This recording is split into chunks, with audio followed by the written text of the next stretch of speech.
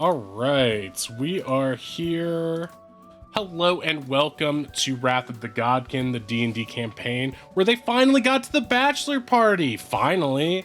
Say hello to Ronnie, the bugbear fighter, Waylon, the human paladin, Oz, the Kenku wizard, Kelkan, the furbolg druid, and Affinity, the tiefling bard.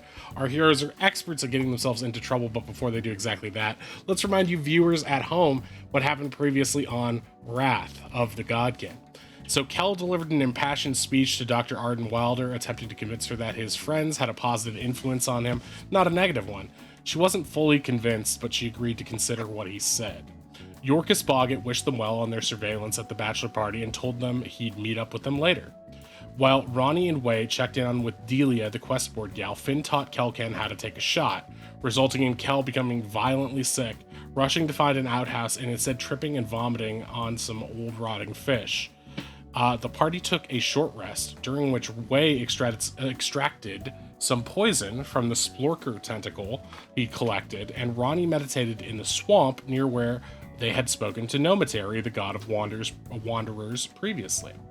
On Ronnie's walk back, they ran into Serendis, who seemed antsy but not outwardly antagonistic. The party headed toward the woods, running into Tuck and Tonka, who were listening to a tiefling lady badly playing music near the beach. Finn and Wei hung out with Tuck, while the others went into the woods to warn the dryads that the pirates might cause a ruckus after Scorch's wedding. While in the woods, Ronnie, Oz, and Cal spotted some woodlodes, bipedal plants with clubs and shields. They evaded them and warned the dryads about the upcoming wedding and the chaos it might bring to the forest. Wei and Tuck had a wrestling match, which caught the attention of the musician lady and resulted in Tuck making a new friend. The party spent the rest of the day prepping for the bachelor party. Finn got ready to perform, with Kel donning women's clothing to act as her lovely assistant. Ronnie would act as her bodyguard, and Oz would act as her manager. Wei would offer his services to the cabaret as a card dealer. The bachelor party began with drinking, singing, and debauchery. Captain Scorch arrived with two ladies in tow, trailed by bodyguards, as well as a broken-looking Horatio. Horatio recognized the Sahuligan crew, but pretended that he did not know them, his motivations unclear. Ronnie cased the joint for entrances and exits, while Oz talked up Finn's performance abilities to the crowd. Finn brought Wei a pint of ale, but Wei was soon beset by the annoying Weasley pirate who had been tormenting them repeatedly. The pirate was frustrated by the way Wei was running his blackjack table and tried to attack Finn when she interceded. This started a minor scuffle, one that ended with the pirate easily bested. Just a reminder, before you would get started, you can donate to change the outcome of the game. Donation thingies are below my face. It is Summerfire 1 stat at 8:45 p.m. and the performers are about to take the stage at Scorch's bachelor party. It's time for Finn to earn her spotlight. So yeah, that's where we are right now. It is the bachelor party right now, and after Wei is getting busy with some people who are playing poker with him at the table, right? And we can check in on that in a little bit. At this point, the owner of the place, the goblin who runs Cracker Jack's Cabaret, is going to come over to Finn and tell her that the performers are about to get started and she should probably head to the green room so she can make her debut on stage from the wings. He's going to lead you toward one of the doors that leads backstage, if you would be so kind, if you have nothing else to do in the meantime. While people are getting set up for the performances, what's everybody else doing? We know Wei is playing blackjack. Oz, are you still talking Finn up in the crowd? Just, wherever he can wander, just, talks her up like, yeah, you should see Finn. She's great. Does the best magic. Are you going close to Scorch and Horatio, or are you just going around the periphery? He is not heading towards anyone in particular. He is just kind of blindly wandering through the crowds. Okay, gotcha. So you're sort of wandering around the sides where people are playing drinking games, beer pong, flip cup, arm wrestling, and doing a spitting contest. The spitting contest is awkwardly right on the way to the kitchen, which seems to really upset the caterer guy, the fire genasi, who has to actively dodge spit globules flying in his direction as he brings out trays of food, and you can hear him shouting, "Ah, we need more covers for these dishes, quick!" So Kel, are you gonna follow?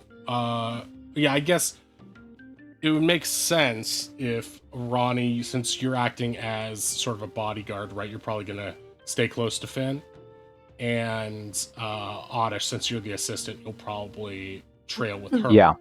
So Yeah. I do think that Finn would mention to Ronnie to keep an eye on Oz more so than her. As in, like, you know, this is not new territory for her or way, but Oz concerns her. Yeah, I think Ronnie probably like sort of goes with Finn insofar as like towards the sort of edge of the stage area, ideally, so they can keep an eye on the hallway to the green room. Yeah. But in there's probably not room for both Kel and Ronnie in there and anyone else.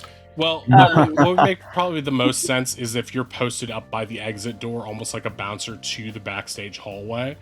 Yeah, but I'd like to be so I can like try to keep an eye on the hallway and try to keep an eye on Oz and Way as well. Just like you should be able wall, to do that. Arms crossed. The door closes, Yeah. but you can also open the door and peek in whenever you would like. What it looks like is there's a long white hallway leading back to the tiny green room. And then if you continue down that to the left, it'll lead to the stage, and on the right is the green room. So you're sort of positioned in the middle of that, in front of the stage by the bar. So you're sort of like, if you were on stage, you'd be like stage left, basically, of this thing. Sort of posted up out there in the shadowy part. Not really in the spotlight, just sort of hanging out. And so, Finn, are you going to head back to the green room at this point? Yeah, seems like about time. Okay, so you make your way into the green room. Kel is going to be close behind you. You make your way down the hallway, and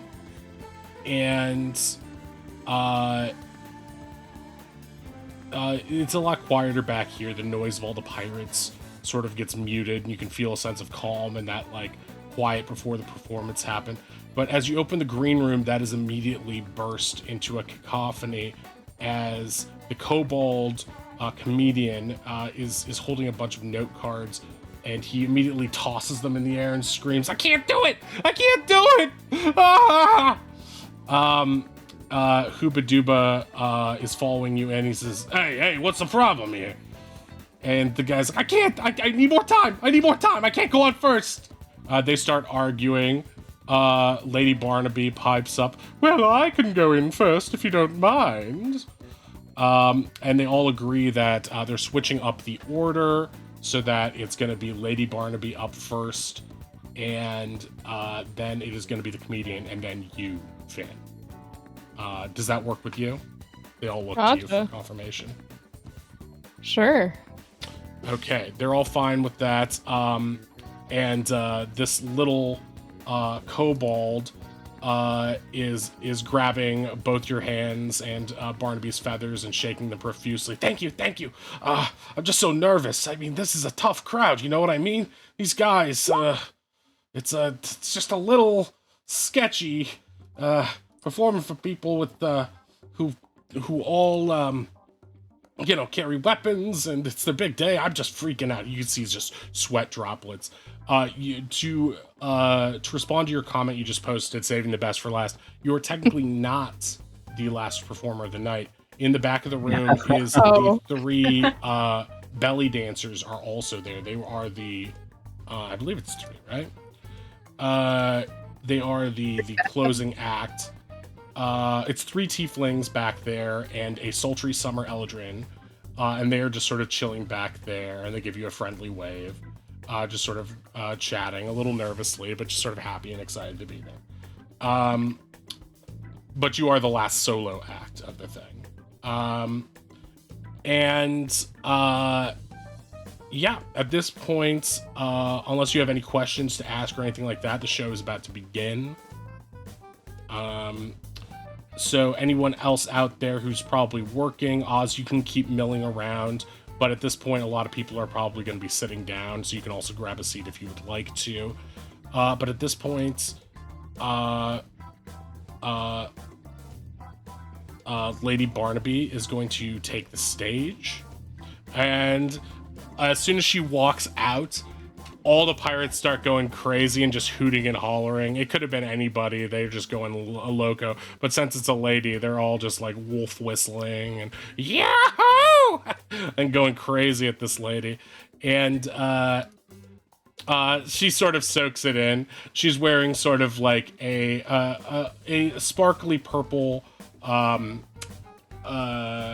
sailor's frock, sort of. Or I guess it's more like it's a sailing dress, but it's also it's like longer, belted with a leather belt and a silver buckle, and she's got a purple dress on, and she's got her blue plumage. And below that, she's wearing sort of like a green, I don't know what to call it, but sort of like a beret with a big yellow feather coming off of it. She looks great, and she's all dolled up to perform. So she begins to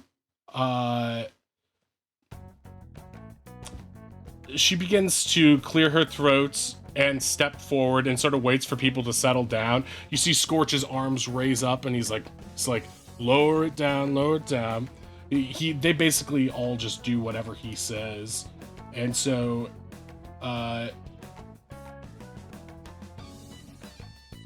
he is getting their attention. Everyone quiets down.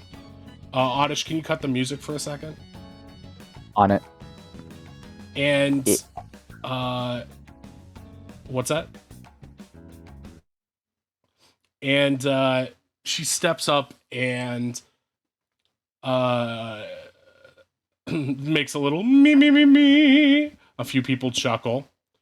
And then she begins this like kind of strange but slow-moving dirge-like lament, which seems like a weird choice for the occasion. And she goes, I've been around the world, from Bellerub to Tumbledown. And those watching, a bunch of the other performers have just sort of piled out from the green room and are like hiding in the wings of the stage right now and backstage, so they can get an idea of this. So Finn and Kel, you can watch this too if you would like. And one thing is for certain. And then she like pulls the top of her dress down a little and shouts, I've got the biggest boobs around. And all of the pirates begin to cheer and start swinging their beers back and forth like they all know this song. I've got the biggest bust like 2 big kegs of ale, and when I go a-swimming, each one's bigger than a whale. I've got the biggest bust, as you can clearly see, and if you go forgetting, you can jog my memory. And as she says that, she begins to shake her chest, like doing like the arms back and forth, sort of like gyrating thing. And she continues on for what feels like an eternity of verses about making all these different metaphors about what a big bust she has.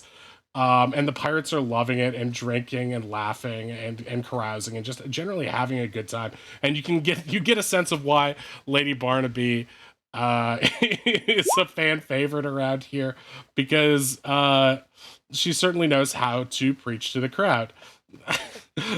One of the tieflings is like rolling her eyes at this, and the other one can't help but giggling. And they both start to like mimic her dance moves backstage. The kobold comedian is getting a little bit distracted by this, and he's getting nervous. That he's like comparing. He's like, oh, I don't know if is that funnier than me? Should I sing? Like he's getting nervous. He like walks away for a bit. Can I cast guidance on him? Or not guidance, I mean bardic. Whoops, wrong class. Yeah, you can give him a how long does bardic last? Is it until it goes away? I think it's an hour. Okay, yeah, that should be good I for think it's him. an hour. And Good sportsmanship. so yeah, you can give him a bardic. You can take that down, and he sort of takes it. And he feels it happen. He's like, thanks, I appreciate it. I just need more time to go over my notes. Yeah, you could just wing it. And she like does like a little wink and looks at his wing. And he sort of laughs nervously. Yeah, wing it, just wing it, just wing it, just wing it. He almost retches a little bit as he walks away back to the green room. Um, uh, and as Lady Barnaby continues on with her act, she goes on for about 15-20 minutes of performances. She finishes that first song, and uh, everyone claps and applauds, and then she immediately launches into another song about a woman whose bust was so big that she flew away, like her boobs were balloons. And it's like an adventurous song, but it's still about having really big boobs. And she closes out with a sad song about a woman whose large boobs were never appreciated, so she died of loneliness. It's called Hootie's Lament. It's all like, and all the pirates are like crying and weeping at this.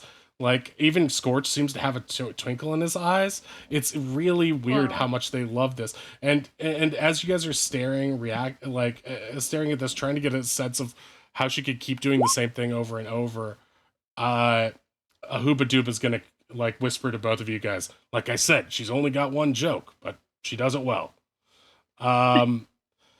And after that, she closes out the show with a percussive bongo solo used with her feathers against her own chest, and everyone in the audience is clapping and percussively playing along.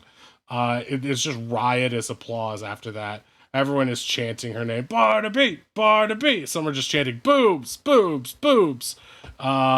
She struts off stage past you guys and gives the dancing girls a wink, one of whom looks very like annoyed that this sort of lowbrow act is like getting so much attention. And she goes back to the green room to sort of relax. And you hear as the green room door opens and then closes again. You, in that one instant of it swinging opening closed, you just hear the couple going, "Oh God!" As if realizing Barnaby coming back means it's his time to go up. At this point, Oddish, you can put whatever music you think is good back on. You can do cool or just town or whatever. And so at that point, that act dies down. Some of the poker game has died down a little bit way because the people have been watching and singing along. You managed to get about 20 gold from those guys into your own pockets just because they're so distracted with thoughts of boobs. Yes. At this next juncture, we'll be rolling for your next couple rounds of poker while the comedian is going on. So you've got a +1 in poker, right? I do. So what we'll do is, how would you like to play this hand? I think we described them, the other players at the table previously. One who is like a new player who's trying not to make sure that he is found out that he is, not that good. Another one who's just like a gambling addict. I forget what the other guy was, but they're all sort of there and very invested in the game at this point. And how would you like to just play it normal? Are you gonna try to? It doesn't seem like you have to con them at this point to really get them more invested in the game. You seem to be just doing your job and having a good time. So you could play it however you'd like. There's a part of me that wants to fudge the game so that the gambling addict wins the first pot. Sure. And then just let it play. I think I'll just do that. I'm gonna go with my gut. Okay, great. I'm gonna roll. You roll for yourself, and I will roll for them. I'll just do 3d20s, and you add +1 to whatever you get. All right. Okay, so they didn't roll too well individually. You got a 9. Okay, so you can control this game. With your 17, you easily best all of them. You are the most experienced card player at this table as the dealer and sort of in charge of the game. You could easily cheat if you wanted to, but you can control and manipulate this game however you would like. So what would you like to do with them? Would you like to just take the earnings for yourself? Would you want to make that gambling addict seem to come out on top? Yeah, for the first like hand or so, I want him to come out on top just to like get him really amped up, like, woo, it really could be anybody's game. And then I'm just gonna play it straight to see what happens. Okay, great. So for the next 2 hands, he wins about 10 gold off of you in this next thing. And then you come back and win 15 on top of that. So you come out 5 more ahead off of whatever gold you already had. And this is us just... This will be what's happening. We'll come back to you between acts. So over the course of this next act, that's what happened. And at this point, the Kobold Comedian is going to take the stage. Would anyone like to do anything between acts? Or would you like me to move on to the next performer?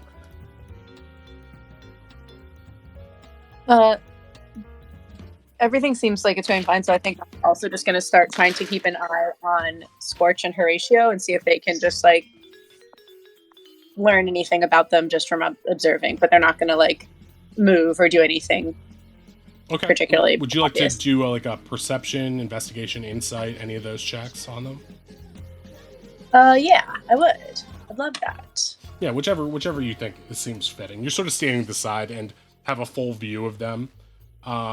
So yeah, it's not going to be hard to just scope them out over the course of many minutes. Okay, with your insight, you can tell that Horatio is getting more into it a little bit, but a lot of it is forced.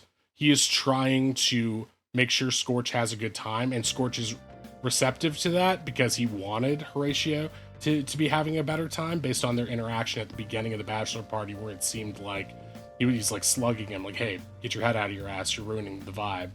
You're supposed to be one of my close friends here. And so right now, it seems like Horatio is telling jokes and trying to make the 2 women that are with Scorch and his entourage a laugh, and, you know, not really stepping on his toes with flirtation wise, but just sort of like trying to be fun and crack jokes and telling tales, sort of like best man speech type tales and stuff like that. And yeah, it's going well, but you do see him glancing around every once in a while. He's clearly still nervous. And Scorch just seems like inebriated and having the time of his life, like not betraying any really deeper feelings other than enjoying the debauchery. Okay, great, thanks. Anybody else? Okay. All right. So the next performer is going to take the stage. It's the Kobold Comic. Hoobaduba is going to come up and be like, please give a big round of applause for this little guy. It stank loudly. A few people clap, but everyone's like grumbling, like, who's that? We don't know him. But they're all in sort of general good spirits because of the last performance. So this little kobold in a golden bow tie and a suit jacket comes out, still clutching his cards, still looking a little bit nervous, but you can see like the swallow in his throat going down, like, gulp. And he takes the stage and he clears it, and as he's up there, he immediately drops his cards, like fumbling with them, and a few people just start laughing at him off the bat. Little fucking idiot. And he's like, oh God, why? And he realizes he's getting laughs for something he didn't plan for, and it starts to relax him a little bit. And so he picks up the cards, then he drops them again. Oh God, why? And the people start eating it up and really enjoying it. And so you can see, those watching in the wings can see that he's like getting his grip on it a little bit. And Scorch is quieting them all down, like give the guy a chance to actually talk. And so he comes out with his opening material. He's like, I just want to thank you all for letting me be here. You know, most of you guys be happy kicking me underground, but this is it's a wonderful time. It's wonderful. Captain Scorch finally getting married. You know, we never thought we would see the day. You know, he's quite the Lothario, let's just say. People are turning to look at the captain to see his reaction. Scorch is kind of raising an eyebrow, like he didn't realize this would be kind of a roast or something like that. And he's like, well, you know, don't get me wrong. It's just that Scorch is kind of well known for being well hung. He actually, I heard this, and I'm not supposed to say this, but he actually had to rent out an extra chair tonight just so he'd have somewhere to put it. And he looks at all the other pirates, look around, and they stare at Scorch like, what should we do, boss? And Scorch looks beside him and he goes, and they all join in laughing too. That's right, I've got a big cock. And then they all join in laughing. And Stank continues on a little bit relieved. Hey, ladies, careful where you're sitting. You could end up pregnant accidentally. But yeah. You know, Scorch has been with women in every port in the world, so just remember, when you see some crabs aboard a ship, just make sure they didn't climb out of his underpants. Scorch starts laughing again, and the other pirates join in and start cackling. But you know, soon, Scorch will be settling down, and the crowd starts to boo, you know, playing into it. I know. Fathers and daughters everywhere are finally breathing a sigh of relief. Yep, he's decided his lady love is Serendis Blackgale. Soon to be Serendis Firebeard, as people applaud. And Scorch seems to be genuinely touched. Hey, let's hope that last name will warm her up a little. Scorch doesn't laugh at this, but a few people are like just on autopilot. I'm not saying Serendis is cold, but when it comes to honeymoon, Scorch better pack a scarf for that big wiener. A few people chuckle, but you see Scorch raising his hand like no one laugh at that. And then Stank is gonna continue. He's gonna be like, "Hey, I heard a rumor that her last ex-boyfriend's dick died of frostbite. Huh? Frostbite." Everyone's quiet right now, and then suddenly you hear this boom, and a cannon blast from the miniature cannon that Scorch carries everywhere as his like weapon of choice. It's like a miniature like hand cannon, like a literal cannon, shoots forward and obliterates the kobold, splattering him everywhere. He is a disgusting, gory scene. He is dead pieces everywhere. Bone, it's dripping from the curtains in the ceiling, and Scorch stands up and points to the just splattered guts on stage and goes, "Now who's laughing?" And everyone in the crowd, all the other pirates, start laughing hysterically. And as one of the stagehands comes up and starts desperately trying to mop the blood off the stage, Hooba Dooba is going to take the stage and go, "Next up, Affinity Amberfield." Jesus. Okay. Then please don't get me blown up. Please don't let him kill me. No. It's okay, Kel. Remember, big smiles, even if it hurts. Okay. If they ask to see your boobs, say it costs extra, and don't fall off the stage. Okay, I'll give myself guidance before I go out. At this Ronnie point, readies a valorous weapon. yeah, right. Just in case.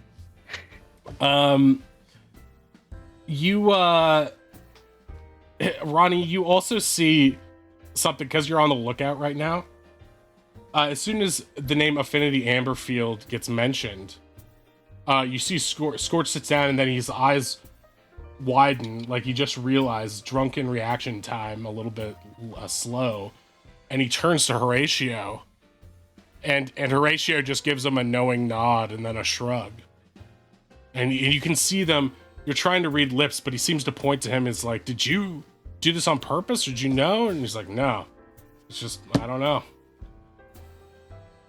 And he turns. He looks sort of like confused and a little intrigued, but it's ambiguous how he's feeling about this. Okay, it is at this point, Wei, it is that act was over pretty quickly, and now it's Finn's time to perform. How would you like to continue your game while Finn is up? Seeing how that last performance went, I feel like Wei has actually pulled his mind away from cards. I would like to prep. I want to, after Finn does her first performance, I want to cast. Actually, how far am I from Scorch? I would say you're probably like 30 feet from him. Okay. Yeah. I want to prep a command for Scorch. Okay. So that after Finn does her first, like, trick, Wei is just planning on commanding Scorch to cheer. Okay. Does he have to resist that? If he wants to fail, he certainly can. I wouldn't say no to that, but yeah, it's a wisdom saving throw. Wisdom saving throw. And he'll know you commanded him? I don't think it says. Let me pull it up.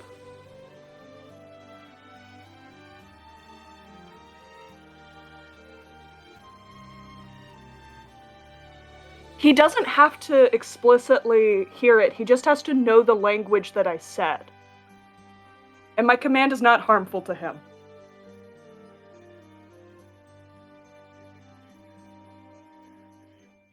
Yeah, it doesn't seem to explicitly say, and there's reason for him to be distracted by that. Okay, so after she finishes her first trick, regardless of how it goes, Scorch will have to make a wisdom saving throw. Let me pull up his sheet real quick, just so I have it. I have to get all of his many attacks out of the way first. Hang on. Oh wow, some of these are really dangerous. Oh man, that would hurt. Okay. Okay. Okay, so Finn is getting ready to perform. What's everyone else doing as this is about to happen?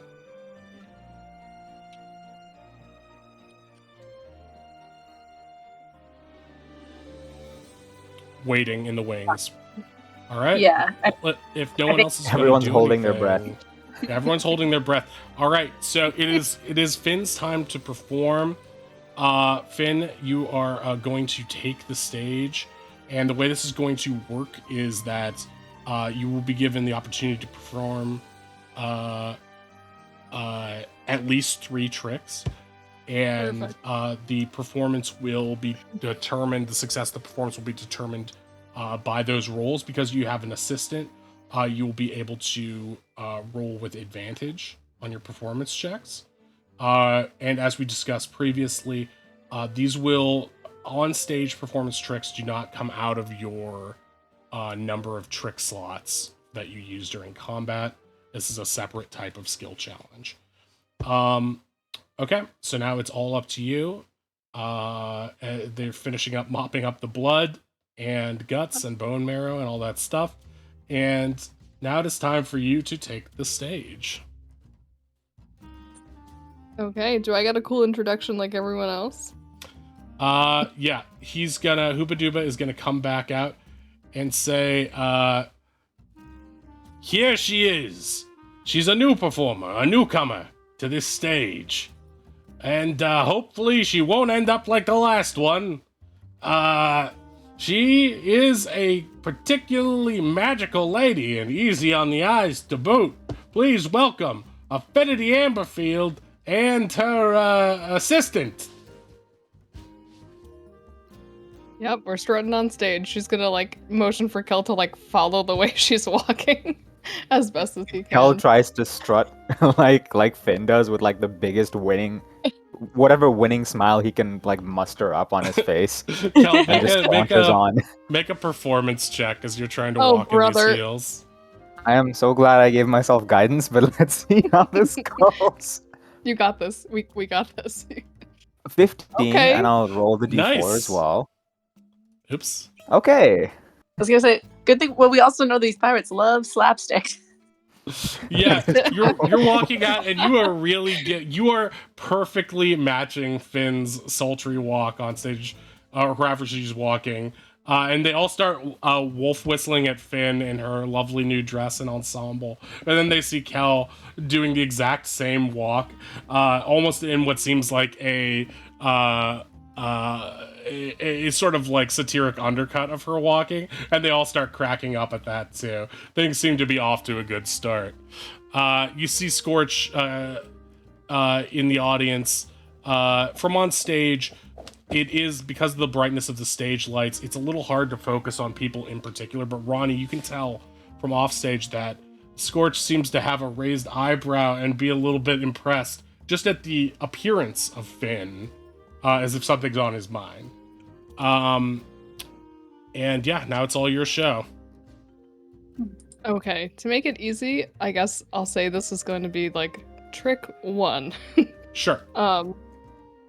Right, she's just gonna look into the audience. Okay, who's ready for some magic? And then do the scarf pull trick from in between her boobs. But then it's gonna get stuck.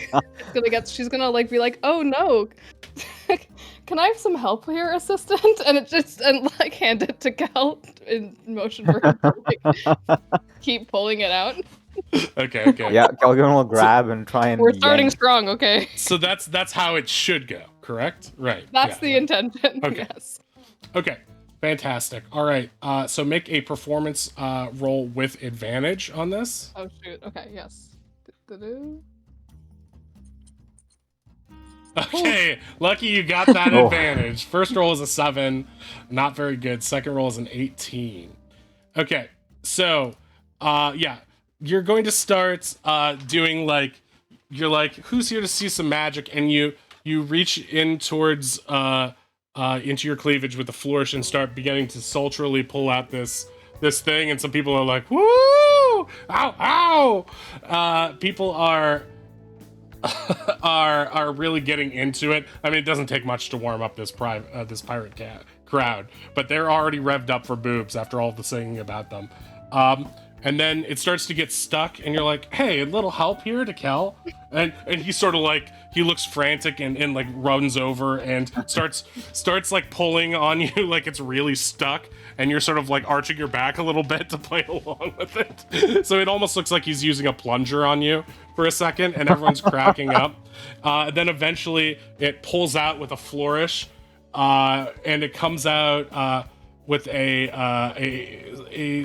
something that you had planned before, a big banner of Captain Scorch's face on it is on the end of it, and you hold it up at the end like, Love ta-da! that addition. At this point, Way's command kicks into place, and Scorch goes, hurrah! You have seeing his own face, and then everyone else goes, hurrah! And he sort of looks around like, wait, why did I cheer so hard for myself? That's Like, that strange. makes perfect sense. He shrugs. But yeah, he's into it. Everyone seems to be really into it so far. So far, so good. Incredible. Okay. We're gonna move on to trick number 2, which is going to be, she's gonna have Kel stand. Yeah, because he's tall. Kel stand in front of this like wooden board, and then place an apple on top of his head. I like where and this is then- going. Yeah, the setup is crucial. And then she's gonna blindfold herself and pull out 3 knives. Okay, great. So the goal is to hit the apples. Is that the bit? The goal is to throw the knife into the apple and not kill. But Okay. you know, she's gonna do some like fake throws first, where it's kind of like, I know these are gonna miss and hopefully not hit Kel, but then like the last one is gonna hit the apple. Okay, so it's the kind of magician's trick where there's 2 joke ones and 1 hit, right? That's how it's gonna. Yes. Okay, go down. Okay. Yeah, like the first one goes right between, like right Yeah, under my crotch. That's what I'm thinking too. That is One a in the classic armpit, like and then like Penn and Teller yeah. show type thing that would definitely happen at a Vegas performance. Okay, so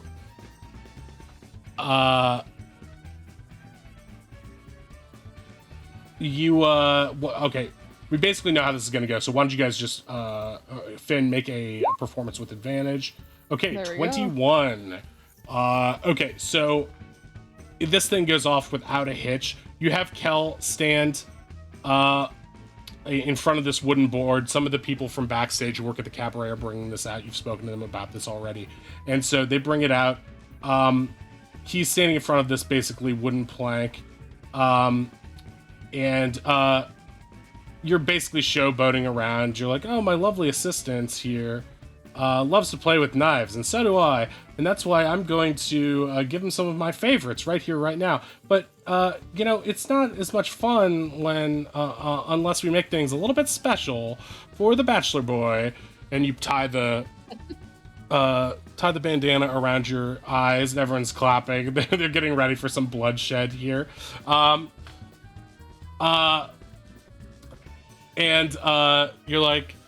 You're like, let's see about this. The most important part. We're here today to celebrate the most important part of a man. And you throw the knife, and it lands right between his legs. And Kel plays it perfectly, pulling it, like grabbing at his crotch, going, "Oh, that was too close." And everyone starts laughing. And then you hear someone yells like, "Yeah, rip his scrote!" It's that weird Weasley guy in the back. Everyone turns and looks at him like, what the fuck's wrong with you, dude? And you're like, no, oops, I missed. I meant the most important part of a man. And you throw another one, and it goes right by his armpit as he's raising his hands up in fright. It goes right by his left arm, so it's as close to the heart as possible. It's like, that's right, the heart. At least I think that's where I meant to throw it. Oh, well, I'm going, I don't want to torture him too much. And then you just sort of like turn away from Kel, and then you're like, here, I'll throw this last one out to the audience as a souvenir. And you throw it up in the air, backwards over your head, and it lands straight in the apple vertically. Like it could easily slide through down into his head. And everyone's like, and Kel's like, my brains! Then he pulls it off and just kidding. And he starts cutting himself an apple slice and eating it. Can I add a detail to say I like Bayonetta kicked the knife into the apple? Yeah, definitely. Yeah, you can definitely do that. Yeah, so you Bayonetta kick the knife into the apple. You basically throw it up in the air, and as it's coming down, you kick it with your heel into the apple. And Kel takes it off and starts cutting himself a slice. He's like, oh, that's good. Thanks. You're letting me eat today. That's so nice of you.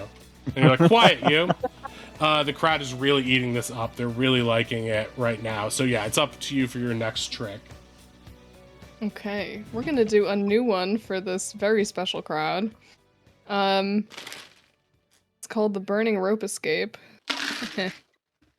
Never done this on a stage before. I'm gonna have Kel tie me to a chair and then set the chair on fire. And the idea is to Houdini my way out of this situation. Okay, gotcha. All right. So what this is going to require is you're going to sit down in the chair. Kel, I'm going to need you to make a sleight of hand check with advantage. Are these ropes, is this a real rope that you're trying to get out of, or is this a trick rope for the trick that is easy to get out of? I would say it's a trick rope. Okay, great. That doesn't mean things can't go wrong, but it is a trick rope. No, I understand. Yeah. Oh, I rolled twice instead of let me add the D4 to the... From your guidance? Yeah. Okay. So 18. 18, great. So you managed to make what looks like a perfectly beautiful sailor's knot that the sailors from in the audience can tell that's real, but it is a trick rope. It's got a notch where you don't expect it, where it's actually looped, and the knot is actually just a contrivance you're using. So she'll be able to break out of it really easily. At this point, yeah, you're going to basically the goal of this one is, how are you setting the fire, by the way? I have produce flame as a cantrip, so like I'll walk up and down the Hey. stage, like, and I'll flourish my hand, and a fireball will just like appear in it, and like I'll, like how assistants play it up, they like Yeah. wave it in front of them, Yeah, right. and right, then of course. I guess I'll set like the legs on fire one by one, so it crawls up in a real dramatic way. Okay, great. All right, so let's make a I'll have both of you make a performance check with advantage at this point, because it requires both of you to perform. Oh, natural 1, and then a dirty 20 on that. Thank God for advantage. Okay, so you both make the check. Basically, you are Finn, are you still blindfolded at this point, or are you? Yeah. Still, I think that's fun. So you're still blindfolded and you can't really see what's going on, and you're like, now I will release myself from the knots in this chair. God, these are tight. Hey, where'd you learn how to make a knot? You're like yelling at him, and he's like, and I've thought of a way to make things more interesting. And he starts setting the fire, and everyone else in the audience starts to laugh, and he starts setting the chair legs on fire one by one, and you're like playing it up to you, like, hey, we didn't talk about this. What's that smell? Why is it getting so hot in here? Thank God I'm fire resistant. Yeah, in the audience, you see Oz's eyes light up with the flame. I like this trick. And then as the fire is creeping up the wait, are you wearing a dress or pants? It's like a leotard thing with like tights and boots. Oh, that's right. I remember. Okay, so I don't know what you think about this, but what if the fire comes up and you're already out of it? Like you're pretending that you're still tied to it at this point, right? And the fire comes up towards where the seat is, and as it starts to burn the chair and you leap off, you act like you're on fire, and then when you spin around, you quick change into a new outfit. Like Hunger Games style, when the thing catches fire and exactly. reveals Like another dress the girl underneath. on fire. Like the dress has a dress Oh, underneath. shit. You know what I mean? Hell yeah. So Let's do it. you spin around, and everyone's like worried for a second. Like Scorch stands up or leans up like out of his chair, like he might have to rescue you. And then you spin around and you're wearing like a fabulous ball gown now, or whatever else you would like to be wearing.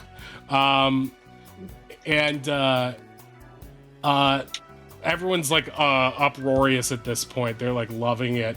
And you guys are like soaking in your applause, and you look over to Hooba Dooba, and he's over on the stage, and he's like giving you thumbs up, and he's like, you can keep going if you want to. So you have the option to keep going or to end it here, depending on what you want to do. I don't think I can top that. Okay. I think any other finale would be like anticlimactic. So Okay. And you sort of wave him off. He's like, okay. And you guys walk off stage. And he comes out and takes the stage again. He's like, give it up for Affinity Aberfield. Whoa! That was jaw-dropping. She literally set the place on fire. We need some frostbite out here to try to cool things down a little after that. Some people are... one of the stagehands is casting some ice spells to try to stop the singes from happening. And... You're like dangerous to say frostbite at this moment. Yeah, right. I was gonna say, yeah. He's reloading the cannon. Not that kind of frostbite, though. I'm going off stage. And after that, the main act, the one you've all been waiting for, the fabulous dancing girls of Oasara. And everyone starts hooting and hollering again. You guys head backstage into the green room for your post-show decompression as the girls pass you in the hallway going off. One of them turns to you, one of the tiefling girls turns to you and is like, Finn, and that was really great. How did you do that? You gotta tell me more later. And then heads back off onto stage to start the dance. So you and Kel go back into the green room with Lady Barnaby, and Lady Barnaby seems like a little bit distant and cold. Like she was not surprising for you to outdo her a little bit. That was very interesting. Thank you. Had some hard acts to remembers the blood. Yeah. Follow. Oh, yes. That was amazing, Kel. She's gonna give him like a big hug. I was super nervous, but you genuinely crushed it. We crushed it. That was great. Crushed it. You've never seen her more alive. At this point, as a result of your fantastic performance, you're going to get the same sort of notoriety now that Oz has as Bird Kid in this faction. Right now, Oz is well known amongst the Firebeard pirates. You are also going to be well known amongst the Firebeard faction from here on out. So you can add that to your sheet in terms of notoriety wherever you would like. And Oz, you can add that to your sheet if you would like. It sort of goes without saying at this point. But in terms of notoriety, that is one of the things we'll be tracking with your Bard career too. So you can use that to your advantage in situations where it may become apparent. At this point, Wei, how did you enjoy that performance? During the first trick, it was like watching it to make sure it would be like everything was gonna go just right, and then afterwards, his attention to the table has lapsed a little bit. Yeah, you've lost 5 gold in the past hand. Like you just sort of like went all in and didn't realize it. You just lost 5 gold, but you've got this happy smile on your face. Everyone else at the table has a happy smile on their face too, because they think they might actually win something at this point. But yeah, you guys are having your post-show decompression in the green room. Ronnie, are you hanging back to continue, your position? And Oz, are you continuing to watch the show?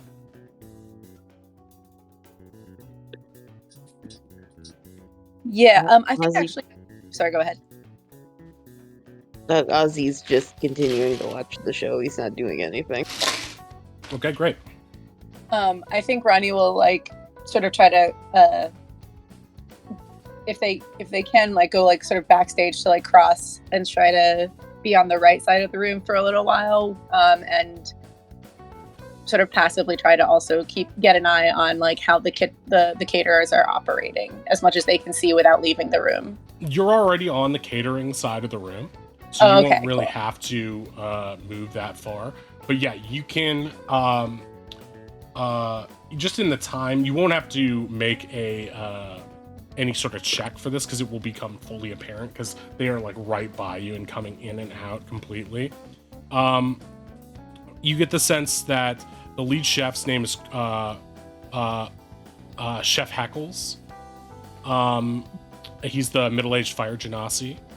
They're all from Oasara. There's 3 kobold caterers and 1 tabaxi, and there's also a looks like a house chef that is or not a house chef, but a house cooking crew that is working in the kitchen for them tonight, alongside them. So it seems like they have 3 people who are wearing these white Oasaran frocks that are very have sort of like a loose white, impeccably clean, like desert flair to them, as opposed to like the darker and more reddish hues of people in Jarek that they traditionally wear. And so yeah, there's four caterers: the chef, Carsoni, Heckles, and the 3 kobolds and 1 tabaxi. The tabaxi, you notice, is constantly scratching himself. It looks like he might have fleas, and he seems to be sneaking food, and it also seems like some of his fur might be getting into it as well. So you make a careful note if you're going to eat here to avoid those patches. As you're checking this out, the 3 tiefling belly dancers take the stage, each one wearing a different color, one in sort of a lavender, one in a light blue, and one in a yellow. And they're all sort of wearing the same sort of traditional belly dancer dresses with a veil of the same color, sort of a bikini top, and then like satin pants, Aladdin pants. Didn't we talk about those, Oddish? Oh yeah, we did the harem Aladdin pants. Yeah. the harem pants, right. And so they're all sort of like sparkly, vaguely see-through pants, and they start doing their belly dancing routine. And people are getting the pirates are hooting and hollering, many of them moving closer to the stage. After a while, they begin to do some like rhythmic stomping and creating sort of like a drum roll with their feet and hands, and they're clapping for their main performer, who is the Eladrin, named Renow.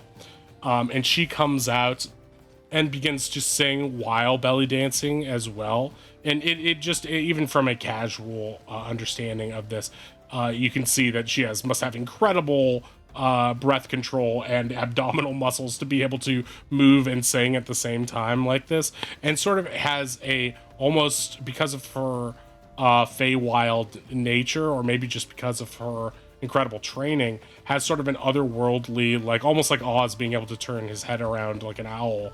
Just the way she can contort her body is like it's like a contortionist more so. So it's like part sultry dance, part fun music show, and part just impressive like physical spectacle. And that goes on for the next 30 minutes or so, 30 to 45 minutes. And that means during that time, Wei, you'll be playing the rest of your poker game. Let's give one more round of rolls for that. Yep. Oh, Whoa! okay. So the guy who's pretending not to know what not pretending not to know what he's doing, but the guy who actually literally doesn't know what he's doing is starting to get a hang of the game after playing this for the last hour and a half, and it takes control of the game. You end up losing 30 gold over the course of these next hands, and he's getting mighty chuffed. You're starting to sense some rage brewing between him and the gambling addict, whereas the other guy is just like, I failed, I'm out, I'm not going to play anymore. But those two want to stay in and are sort of going head to head at this point. They've forgotten about you as a dealer and are just sort of like angry at one another. The guy who's the addict desperately wants to win because he's put in so much money over the course of this game, and the guy who doesn't know what he's doing, the savant, is just sort of acting really cocky and a little bit douchey to him at this point. So there seems to be some trouble brewing there. But with your 11 roll, you aren't able to calm them down quite yet, and so as the belly dancers do their big finish, that's at that point when they're starting to get a little bit irritated towards one another. But yeah, for the following 30 minutes, they just sort of perform and do their thing. And during that time, Scorch, Ronnie, you're gonna get it. You can tell that Scorch's mind is elsewhere a little bit, and he leans over to Horatio and he whispers something, and Horatio sort of gets wide-eyed and then just nods, and Scorch gives him a pat on the back like, good man. And you see him stand up and head towards you, Ronnie, meaning to make for the stage door. If possible, I'd like to sort of like casually try to go ahead, as though I'm just like delayed following Finn off stage. Sure. It won't be that easy to pull off because it's about 5 minutes into their routine already. But I guess sort of like lean back and as surreptitiously as I can without like, just to be like, give them a heads up, but obviously I'm not going to stop him. Okay, so you see him coming towards you basically as a situation, and you're sort of like in front of the door, and as he comes towards you, are you going to head in front of him before he gets there? Like not stop him, I guess what I'll do is like if he like there's not enough people around that like he wouldn't just like see me right there, so I'll just like give him a nod and like do like a knock and open the door and like mutter in that Horatio's coming. All right, cool. So you're in front of the door to the hallway, not the green room itself. So what you're gonna do is you can sort of like open the door for him and then follow him back there, a little bit imposingly. If that makes sense. The layout. No, sorry. If there's the hallway still to go, then I'll sort of nod to him and like as though I am inviting him to follow me, head down the hallway so that I can get to the door first, Cool. and give them a heads up. Yeah, makes sense. All right, so you knock on the door and open it a crack. Horatio's behind you. And what are you gonna say to them inside? Is everyone decent, Captain Horatio, for you? And sort of like give them a look that's like, I'm, holler if you need me. Otherwise I'll like... You see Lady Barnaby looking like she's spraying herself with perfume and sticking her boobs out again. God bless her. Horatio is going to come inside and sort of like stop an inch in the doorway and make eye contact with the two of you. What sort of look are you guys giving him? Kind of a raised eyebrow. And then she's gonna just look him up and down and be like, "Are you here for an autograph?" He sort of grumbles under his breath. And then he turns to Lady Barnaby and says, lovely work out there. Can we have the room, please? We need to discuss something, official matters. And she sort of like gets annoyed that she's being dismissed. She thought he was coming to see her. And she goes, and storms out. I don't know why, but I have a feeling I'll be paying for that later. He goes and sits where she was sitting and starts rubbing his face a little bit. He has this weird hangdog expression on his face that you can insight check. Ronnie, did you enter the room? No. Okay, so you're just chilling outside. Yeah. Finn and Kel, you can both tell with that 19 roll that he looks like you've already got him by the balls. He looks like he's over a barrel right now. Like, not in a position of power at all.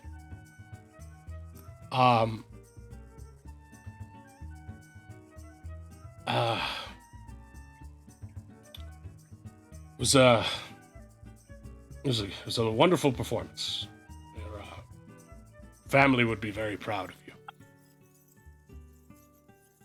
I know. She's like being very guarded, but still trying to act confident. It's good to see that you haven't been hampered by the obstacles thrown in your way. Yeah. The obstacles that just, happened for no reason whatsoever that nobody put in front of us at all. He raises his eyes to the ceiling as if pleading to the gods. Well, I don't want to take up too much of your time. The captain would like to speak to you. I hope you understand the gravity of such a conversation. He kind of looks at Kel like, is that a good idea? Doesn't say anything, but it's just like, I'll kind of subtly shake my head at her and I'll ask Horatio, is this a private conversation? We do things as a group. We try to anyway. Oh, of course, I know that much, but I don't rightly know what he has on his mind. He just whispered to me to come talk to you. And I would remind you what happened to the last person who upset him. Thoughts of the kobold exploded on stage immediately flash in your mind. Right. Well, wouldn't want to upset a man on his bachelor party, would we? Right. Certainly not. Well, just you know, you can sometimes come off a bit flippant. So perhaps avoid that if possible. I have a feeling he wishes to speak to you about family matters and that sort of thing. I can't see it going any further than that. Gods, I hope. But, yes, perhaps it is good that you keep your assistant here with you. I don't want to impose, Finn. If it's family things, I'm more than happy to give you space. I just worry. But I know you can take care of yourself if you need to. Just say the word. As long as Zaz is around to message me after, let's say, 5 minutes, I think we'll be fine.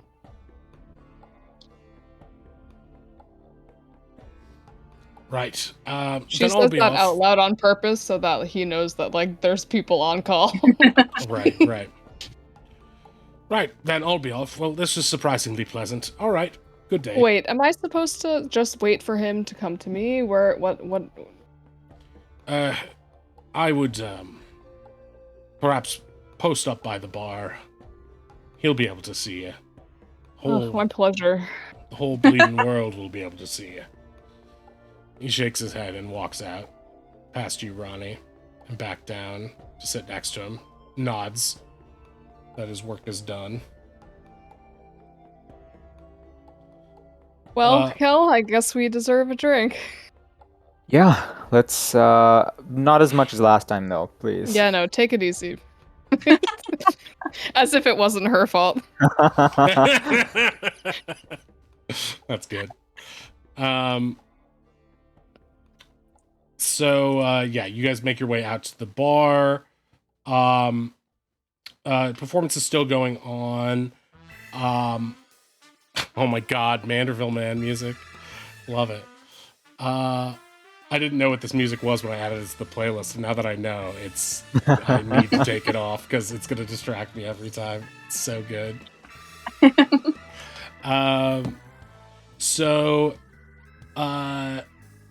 You go and sit down by the bar. You're gonna spot them and feel probably an urge to go chat her up after the performance, just to let her know what you thought.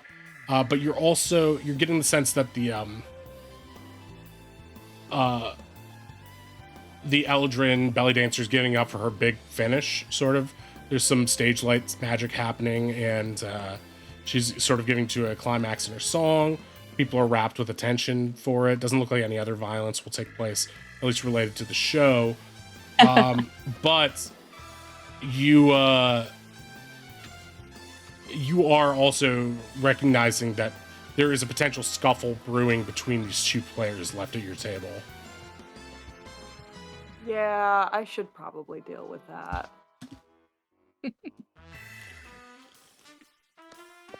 All right, so how would you like to handle them?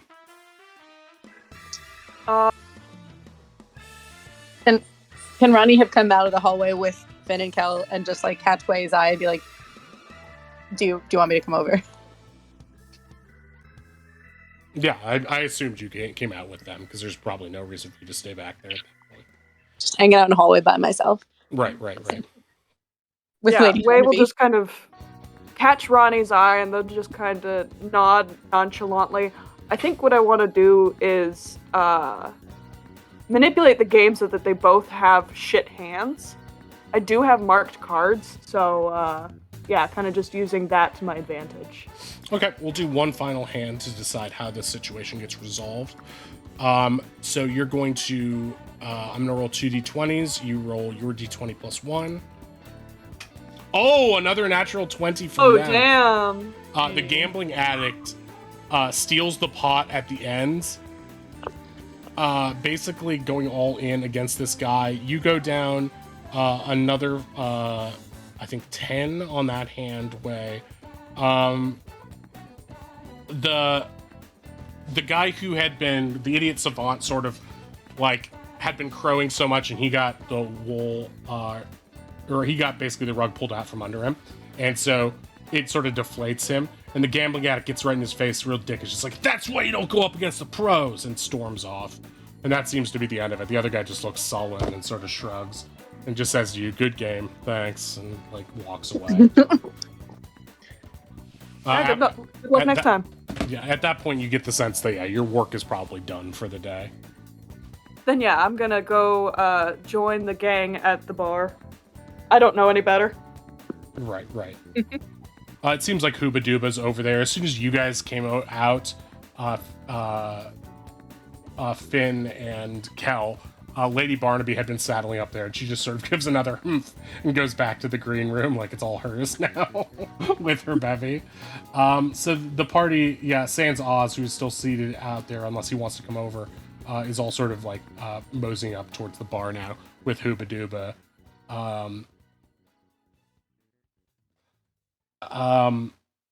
As the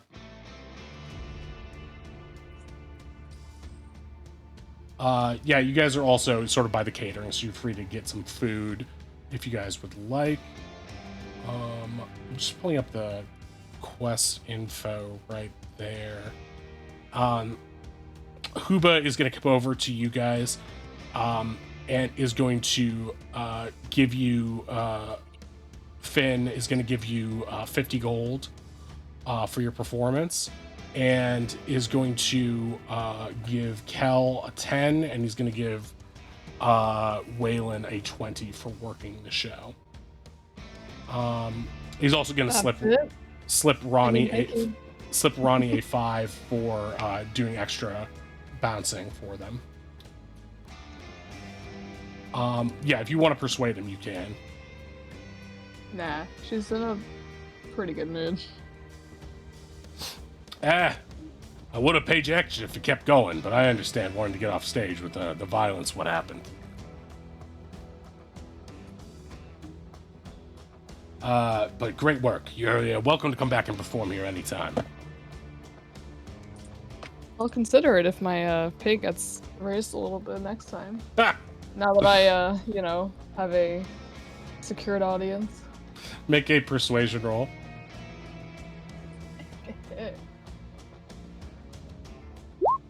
Nice. Okay. All right. Here's the kobold's cut too. He gives you an extra 30. Oh, thanks. Oh my god. She feels kind of bad about it now. Should we give that to his family or something? Like what? Nah, it's probably fine. No, Kel. Comedians don't have family that likes them anyway. He's like, all right, I'm gonna close the show down. Have a good rest of your night. Just watch out for those pirates. Thanks, Hooba-Dooba. I appreciate the opportunity. He gives you a little salute. Seems like he's in relatively good spirits. Like this went about as well as it could have, considering. After a little bit, the belly dancers finish and they come out into the audience. Hooba Dooba wraps up the show. A bunch of the pirates are like oohing and awing at the belly dancers. They're all like shaking and talking to everybody. During all that chaos, Scorch is going to saunter over. He's sort of just not super tall, and it's sort of like wide sets, red bearded dwarf, and he's gonna saunter directly over to you, Affinity, making eye contact with you from across the room, and is going to sort of like give you a little like come here with his finger, like hey, like he's in command. Yeah, she's gonna sort of roll her eyes towards the group, but then, I guess, is Oz there? Well, I guess if we're not going anywhere private, then this is fine. No, he doesn't seem like he's just calling you over to have a conversation. Gotcha. You guys are like only like 10, 15 feet away from the others. Yeah, she's gonna roll her eyes, but only so that the group can see. But then give like a thumbs up and walk over. Ronnie tries to point their ears that way.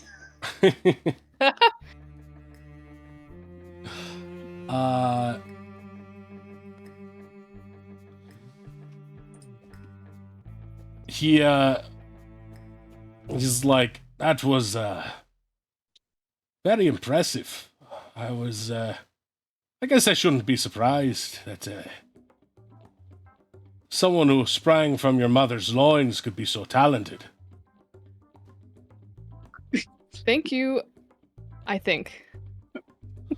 Ronnie Your points mother- their ears away. Yeah, I mean, like, pulls ears down. Like a rabbit, like, no. It would be fair to say that your mother is a beautiful woman, and I'm pleased that you didn't get your father's looks. Her tail sort of does that like that flick of annoyance that a cat does, Right? but she just smiles and nods. You wouldn't happen to be in town for the wedding now, would you? To be completely honest, I didn't even know it was happening until we got here. So can't say I am. Ha! A little bit of happy happenstance then, eh? Well, how'd you like an invitation? Love to see more of your tricks. I'm sure my bride-to-be would like them too.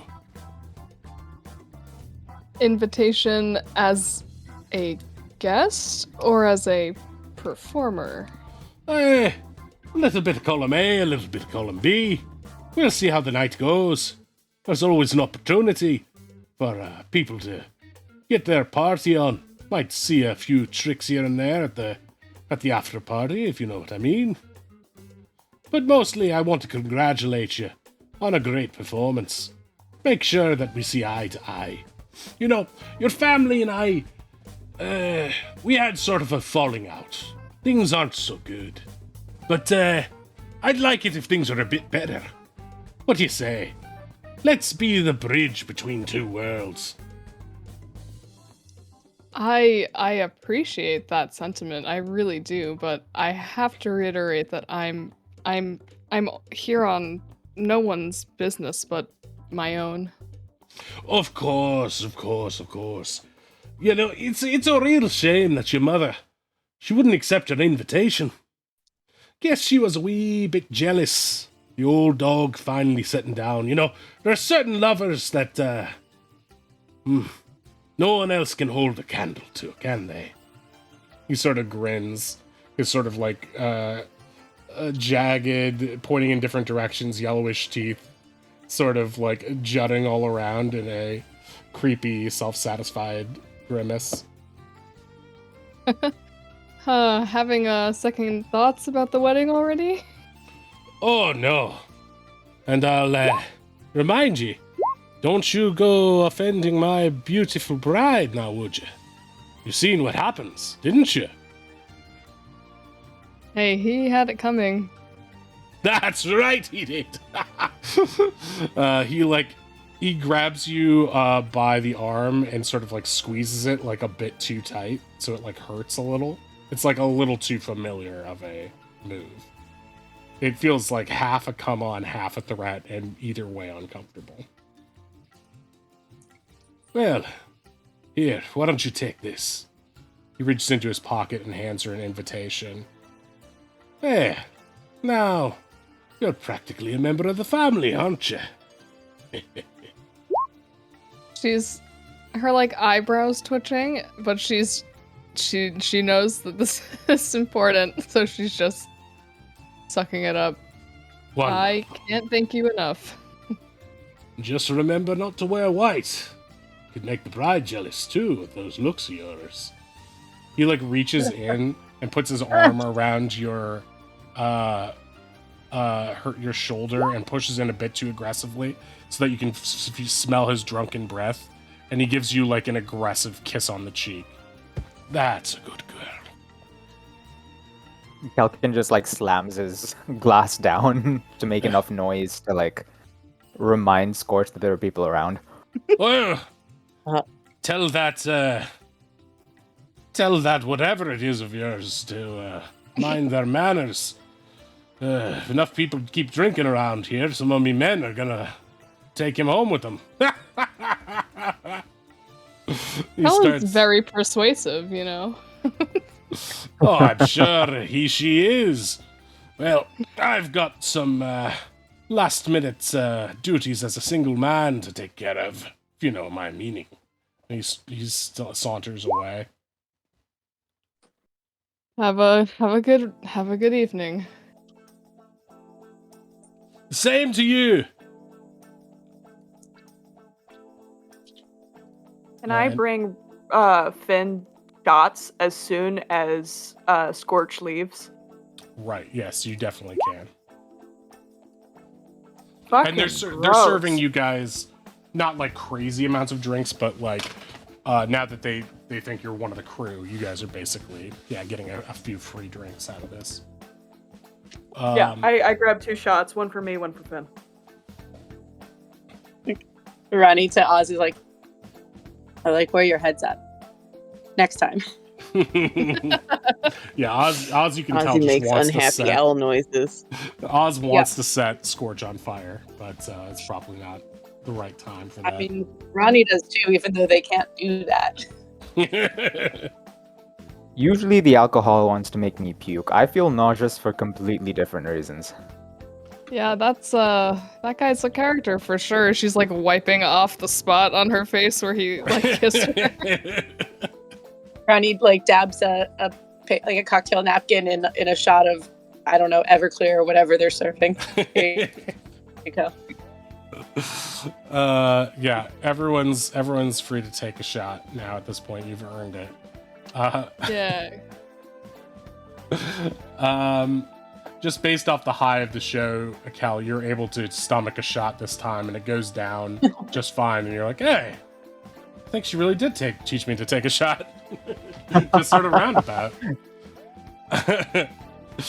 And yeah, as the night begins to come to a close, you see all the pirates are sort of like trying to lift Scorch up. Some of them are get into a tussle over some of the dancing girls. Scorch breaks it up, and then they all decide to go on a bar crawl, and so the whole party of them moves that side, and you're getting the sense that it's going to get pretty empty soon. They're just going to go out drinking around random bars at this point.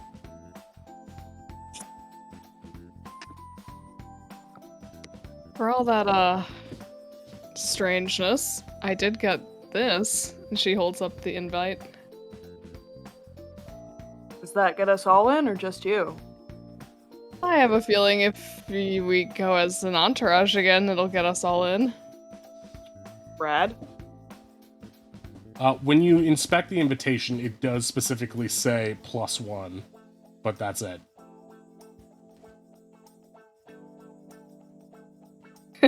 She can't read. I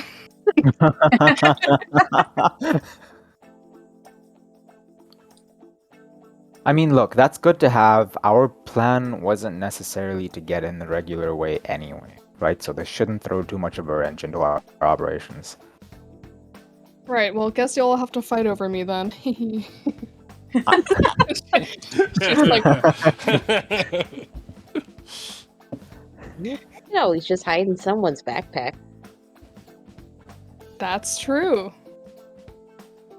Maybe at the wedding you will get your chance to light that guy on fire. I wouldn't hate it, honestly. Yeah, are you okay? He like touched you in your face, and I just felt the need to light him on fire. You have great instincts. But yeah, it's fine. He just wanted to, I don't know, bitch about my dad. Okay, as long as he didn't hurt you. Nah. I've dealt with worse. Yeah, as long as he doesn't Okay. crawl through a window. She, like, gives him, like, a knowing smile. Oh, he better not crawl through our window. I'm gonna stab him. As you should. As you should. As is your right, yeah. Should we try and single out Horatio? I don't know if that's gonna accomplish anything, but He honestly seemed very bad. I don't know if talking to us helped that at all. I mean, yeah, we noticed, right? He looked kind of off today, like quiet and just pale and gaunt. Seems like Scorch is, I don't know, bullying him. He has this effect on just to Finn, who doesn't work for him. I can only imagine how he treats people he thinks owe him anything. I cannot wait to tear them down. I can't imagine how Serendis is dealing with it. Unless, she really is using some sort of charm spell or something. I don't think she didn't look good earlier. I mean, she's also not really intending to deal with it, is she? If our predictions are right. Not in the traditional sense. Is that the first time, Ronnie, that you have mentioned that you saw her earlier? Yes.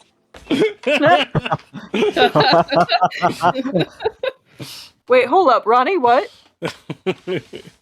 Huh? Yeah, I mean, what did you say? it sounds like her plan is probably still to deal with it the way she and her sisters were going to, right? So, I guess the Gold Digger honeymoon. Yeah. But what were you saying earlier about like? Oh, she just looked terrible. Like just When? upset. Earlier this morning, when you were taking a nap. Right. Oh, sorry. I just went when I ran into her coming out of the temple. Oh. Well, I'm. It's great that you're not dead. That's good. Cover not blown. Yeah. I mean, she seemed a little freaked out to see me. But then, we just exchanged a couple words and she headed off to Scorch's house. Nothing happened. I would have let you know if anything happened. Specific words or just like, good morning, happy templing. Well, gonna go stab my husband in a few days. She didn't say this, but I inferred that she's pretty sad about her sisters.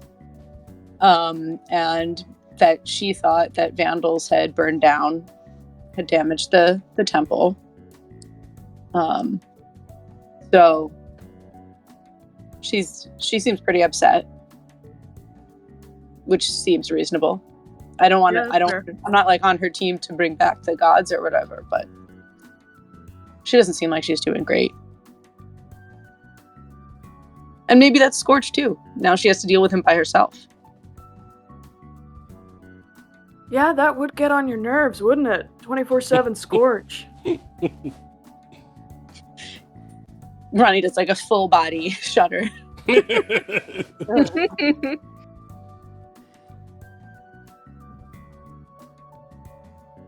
Can't you just see the party posted up at the bar having like after hours chatter? Love it. Mm-hmm. If it's sort of emptying, I think I might also try to give a bit of a hand without being too intrusive to like any like the caterers and stuff, like doing cleanup.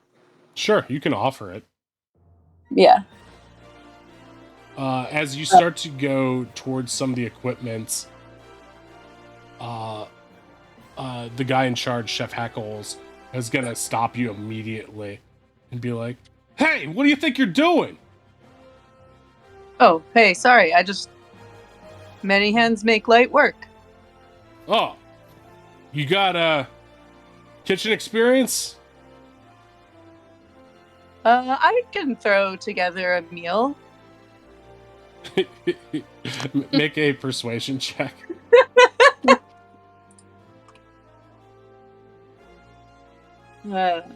Good. Great. Yeah. It feels right. Just don't ding anything up. He's got a really suspicious look in you. Just follow the kobolds and the cat, okay? Do what they do. Right. Just less stupid. Is it the chef talking to me? Yeah, Chef Hackles. Fire Genasi. Okay.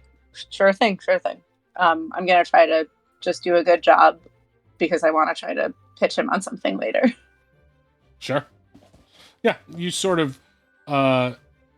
I mean, it's relatively easy work. You're just like cleaning out trays and putting stuff away into like basically leftover containers. There's an ice box in the back that they keep with some sort of with ice blocks and stuff like that. You're putting leftovers in there, and yeah, it's pretty easy. It's for you. It's just sort of like dull, routine, monotonous work, but you know, very easy. And your strength and size compared to your new colleagues, they're sort of welcome to it because they're kind of beat from doing all the setup and stuff, which is definitely more stressful and hot and exhausting. And you're sort of just picking up the slack for them and letting them go outside and smoke cigarettes for a bit. And so they're pretty happy having you around. Cool. I don't know. I'm just gonna try to chat with them, get their impressions of the event, what their work is like. Just trying to get more info about the caterers, for anything we need for that for tomorrow.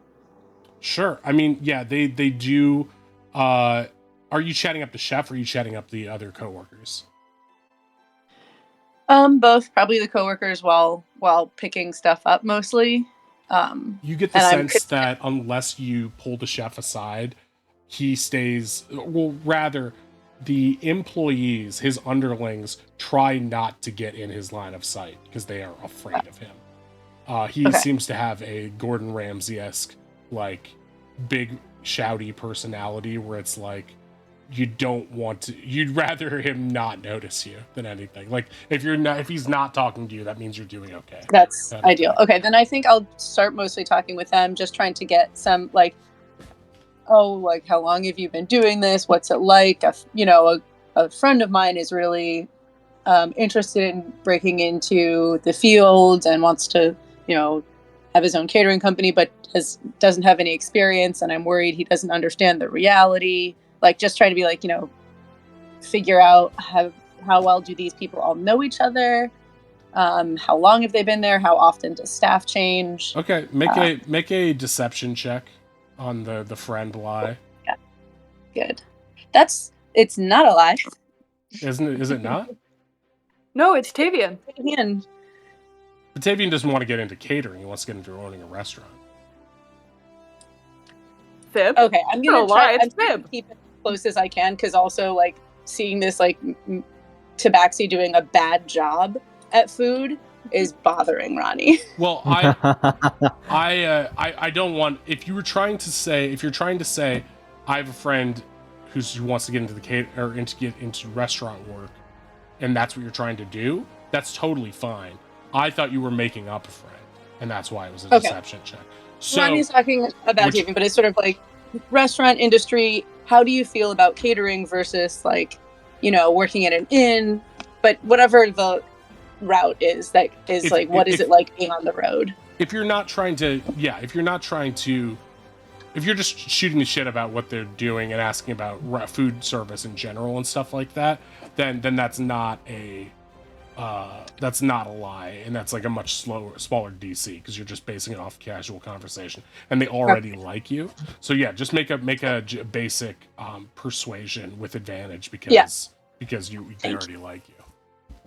I was gonna be like, I don't know why I bothered since they have the same modifier anyway, but thank you for the advantage. Yeah, no problem. I wasn't trying to screw you over there. I thought I misunderstood what your move was. So yeah, although it didn't make sense to me that Ronnie would lie anyway, because Ronnie doesn't typically deceive.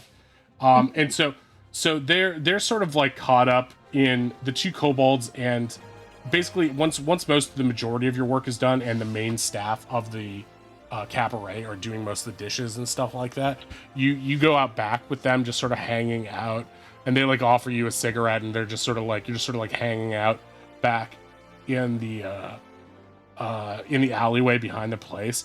And the two kobolds are like, there's like a male and female kobold, and the one of them's just like, man, did you notice the only person who got killed was a kobold? That's whack, man. That's racist. And the other one's like, yeah, that's racist.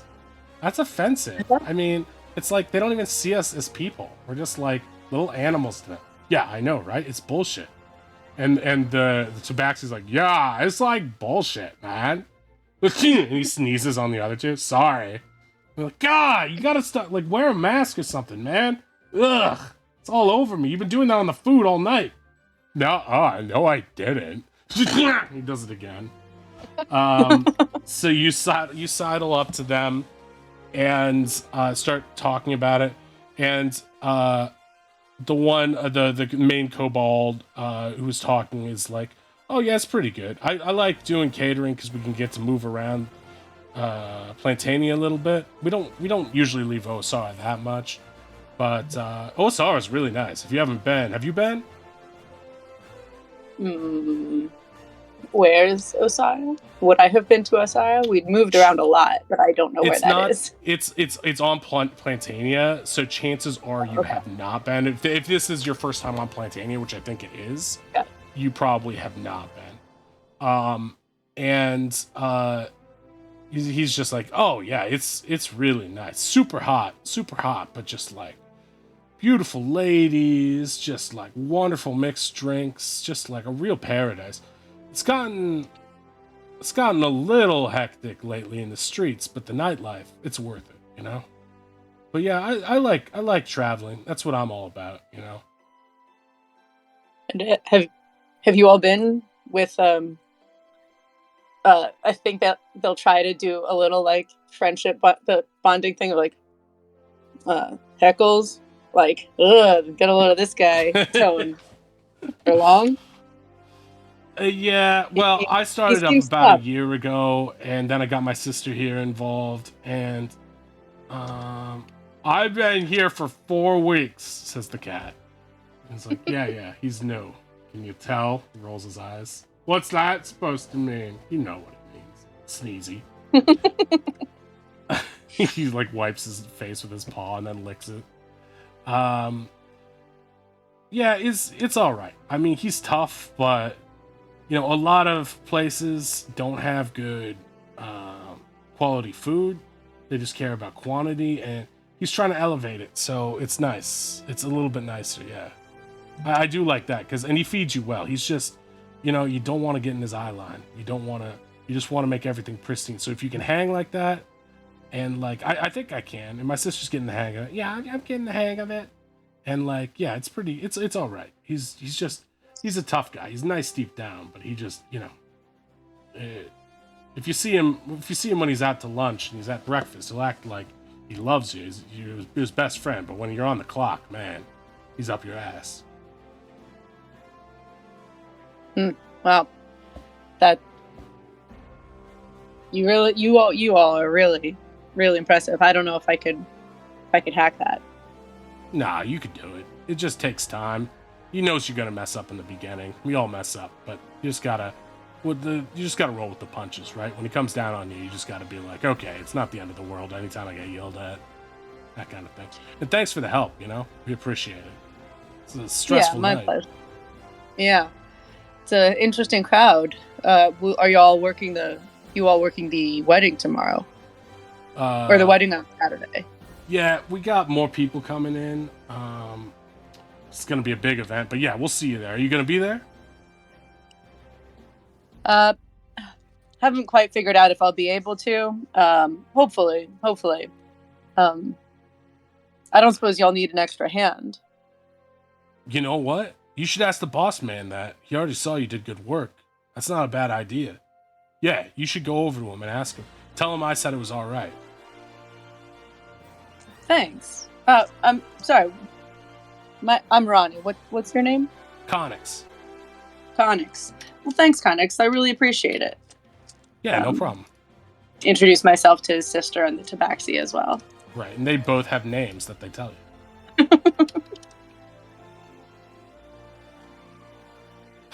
As all of us are like, Connix.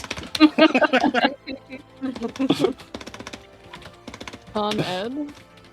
Yeah. Con Air. Got it. Connor. Corn Cob. Mitch Connor. Oh, no.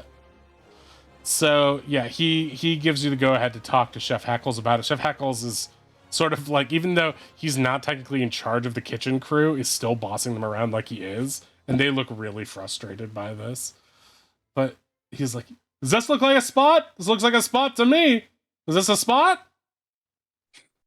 Yes, chef. And these are just like normal people who just are like the bar backs here. Yeah, these are just the cabaret workers who are like, this is not like their chef has the night off and he's like taking over. Pardon me, Mr. Heckles, Chef Heckles. Oh yeah, you. How'd you get on? I think it seems like things are mostly wrapped up. I can give everything another quick wipe down, if that'd be helpful. But Nah, get out of here. You're done. You're good. Thanks for the help.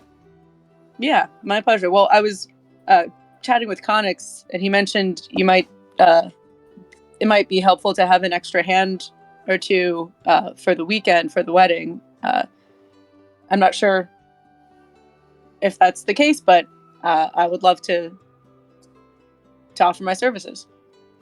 Connix said you were good. Am I good? Connix said that you were good. Oh, yeah. He said I was good to ask you, and that I would be good to help. What do you think of the tabaxi? I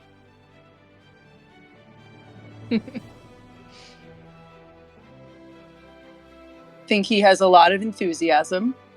What do you think of the tabaxi? Be honest. I think I could pick up some hairnets and some allergy medication before Saturday. Before. Are you going to be real with me? No.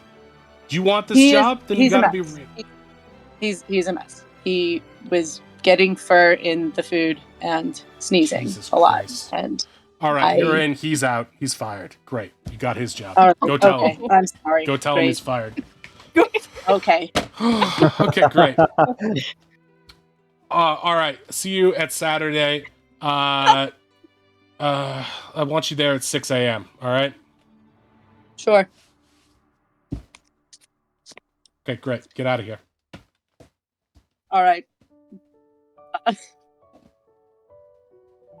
I guess Ronnie goes out back again and is like, hey, great news. You have the weekend off, and here's 5 gold pieces to enjoy yourself your day off. What? I don't gotta work the wedding? Yeah. Nice. He takes it and walks away. Ronnie also then gives 5 gold each to the kobolds, because they're just like, that's so awkward if I paid this one to go away to avoid giving him bad news, and but these two still are working. So anyway, sorry, I don't like conflict. So anyway, Wait, why are you giving us money? I don't get it. What did Chef say? Yeah, he hired me for the wedding, but I didn't. He fired him is the thing, but What? I don't like conflict. You took his job? I didn't tell you to take his job. He's new. He's just learning. Oh my god. Oh jeez, this is on me now. Well, you better not screw up. All right. I won't. Oh my god, you didn't even tell him he was fired. He's gonna go get wasted and find out he doesn't have a job on Sunday. Oh my god. I'll talk to him. This is my fault. My fault. Oh my god, I didn't see that. All right. Well, I'm sorry. I didn't think that would happen. I thought that I didn't think that would happen. Would be more help, not the same amount of help. That's different. His sister's like, you got him fired. I didn't mean to get him fired. Well, it doesn't matter. He stinks. He's getting hair on everything. I know he stinks, but it's this man's livelihood. You don't take away a man's livelihood like that. All right, whatever. I'll talk to him. Oh my god. Hey, maybe after the wedding, I can help him find something else to do in town, or if he wants to stay here, or Oh something. yeah, you're super helpful. Yeah, thanks. I mean to be. All right, get out of here. Get out of here. He's sort of echoing All his right. boss. Get out of here. It's just something that they can say. Ronnie walks around the side of the building to meet people back inside, unless they've gone elsewhere. Just to avoid the chef. Yes. Whoa, where did you come from, Ronnie? Why were you outside? As you were passing around the building, you see the bar crawling pirates, and the cat is already with them, cheering and drinking. Cool. Well, I did just get hired by the caterer. And I also got that young man fired by accident. Holy shit, Ronnie! Oh, He was, in Nice. fact, a biohazard, I think. Yeah, I think he has No, if you- fleas. I don't know if you ate any of the food, but he was sneezing all over it and definitely has fleas. Finn I am started so glad running. I didn't eat anything. Ronnie Yeah, immediately he made me becomes not want to eat food, which I didn't know could happen.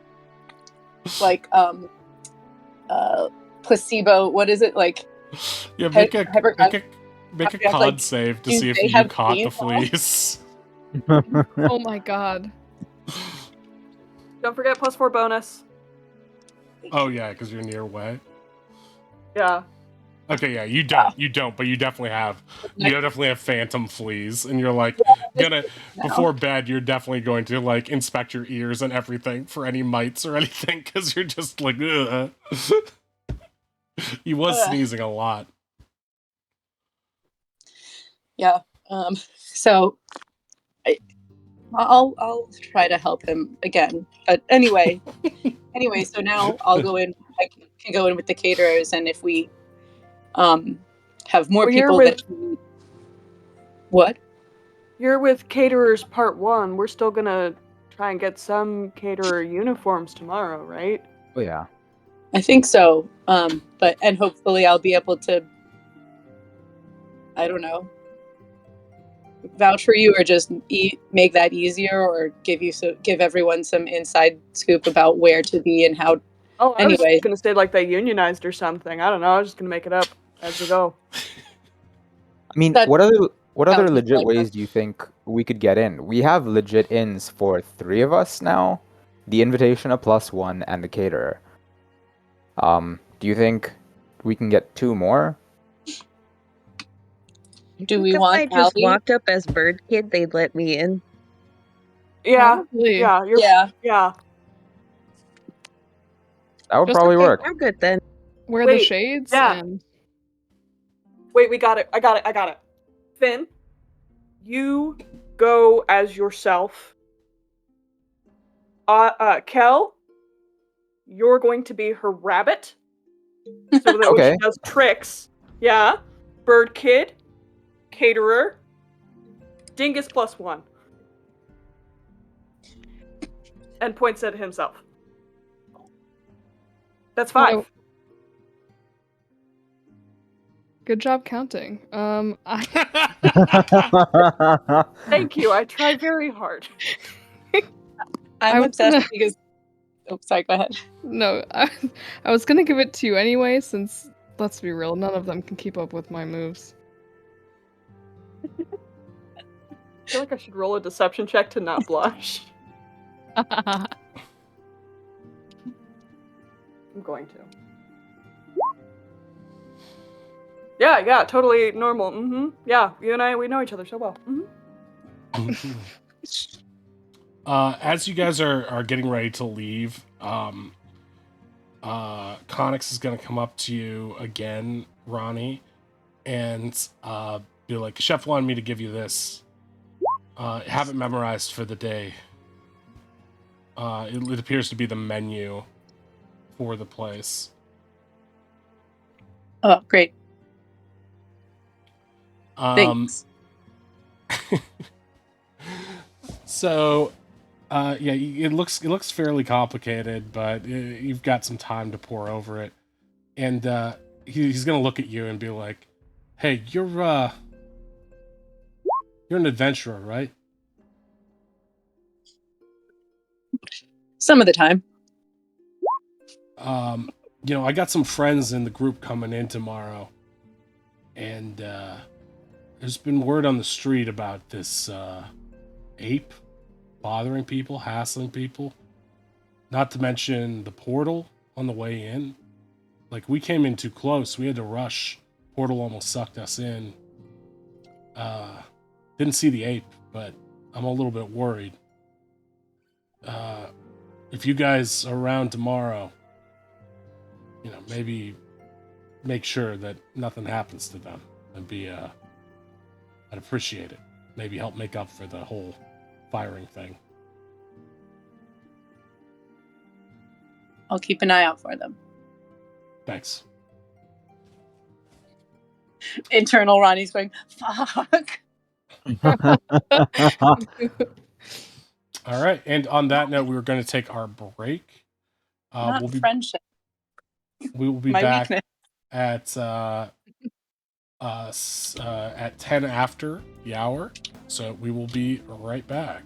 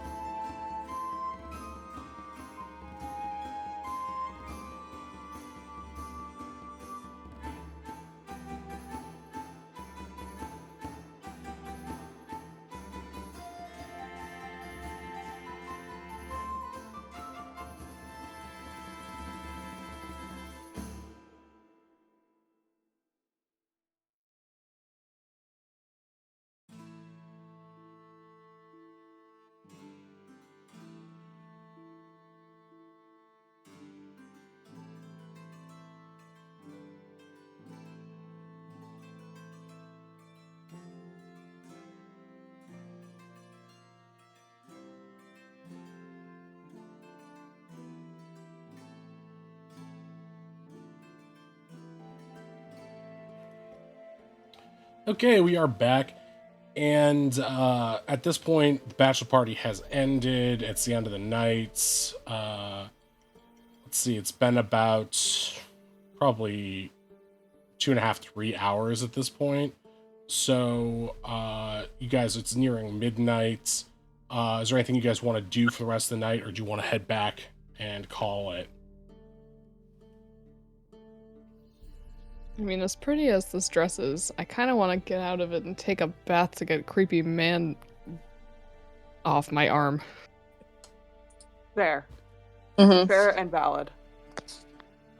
Okay. So you guys head back to a tavern. It seems like everyone is back. Looks like everyone has already retired to their rooms, though. You come back and you guys can get the benefits of a full rest, and restore up to half of your hit dice if you have used any in short rests, which I believe some of you have.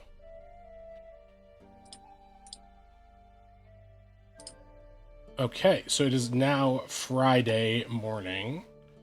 You guys have the day ahead of you to do what you want. And before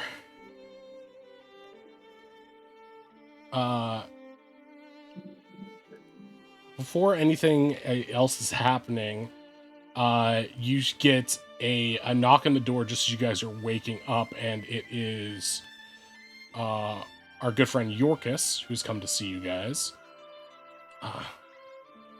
Yes, well, I came to see you earlier in the evening last night, but then I realized you weren't there, and I stopped by and I saw the noise from the bachelor party. I managed to get a peek in, and what did I see but Miss Affinity performing on stage and delighting the crowd, at which point I decided I would probably best to speak with you the following day. I'm off to work soon, but I just wanted to touch base to see if there's any change of plans or anything like that.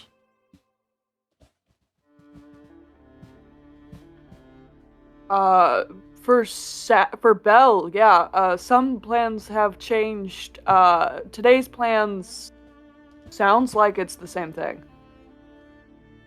Right. Oh, you're planning on leaving town, right? Yes. All right, wonderful. Well, make sure to stop by and see me before you do, so I will have to accompany you. Right. All right, very It'd be well. a jungle ape hunt adventure without you, Yorkus. I wish I was looking forward to it.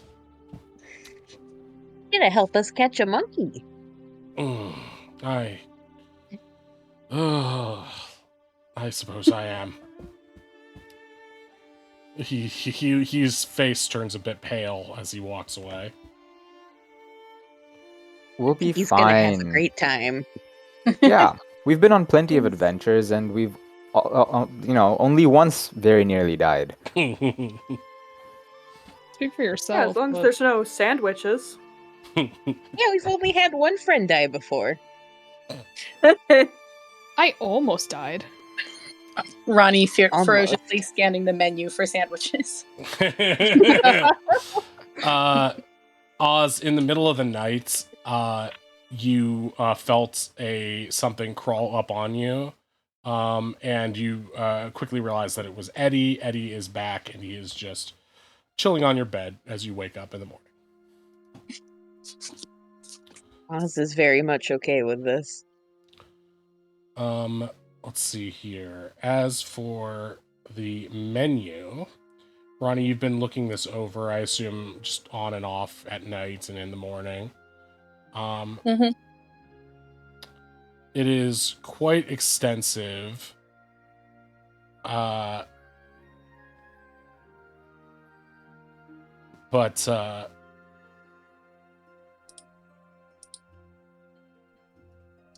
you basically have a sheet. I'll send it to you in. Thank you. I was like, am I going to get to see it, or do I somehow need to memorize it sight unseen? You will, yeah, you won't be able to memorize it sight unseen, but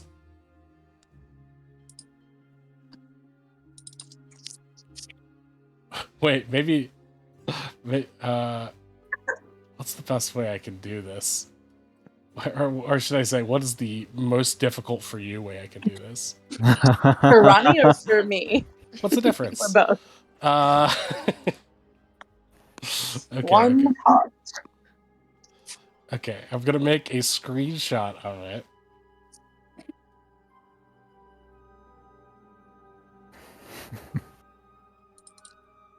And then I'm going to share it with you via the Roll20 game. And then when you no longer have access to it, I'm going to take it away from you. So no screenshotting it. That's cheating. Okay. I'm just going to make a document here. In the handouts area? Yes, I'm going to... Wait. Handouts. Wedding menu. Select some players. Ronnie. Handouts. Okay, one moment please while I upload it. Haven't had a good handout in a long time. Ooh, Ronnie, you should take a photograph No. of that menu. Oh yeah, we got the camera. We have Yeah, a but you don't camera have a way to now. develop it, so you can't. So you can't. Plus, you already have a handout, so it doesn't matter. That Also, doesn't solve in it. world, Ronnie has the paper. Yeah, right. The problem isn't in world Ronnie having access to the Yeah. information.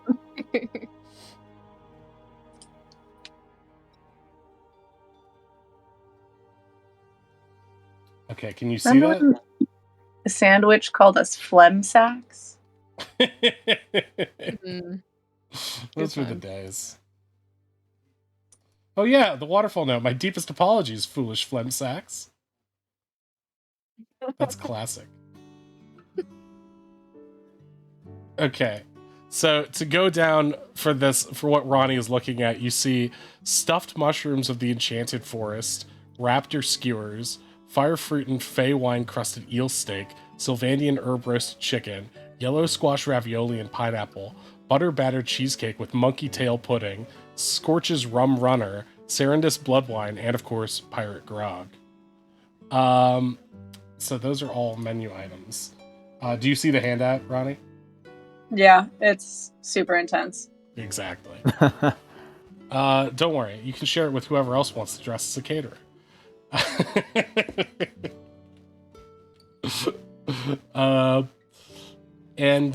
So yeah, you have that. You'll be able to look over that as much as or as little as you want until the day of, when it will be ripped away from you.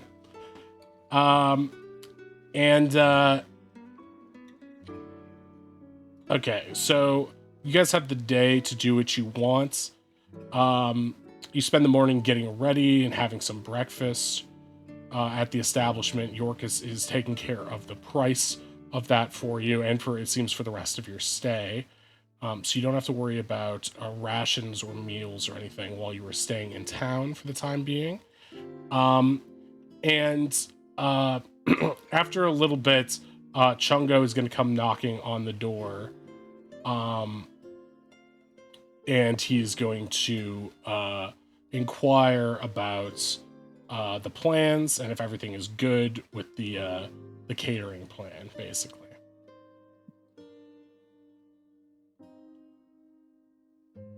Light adjustments. I'll be going in with the caterers.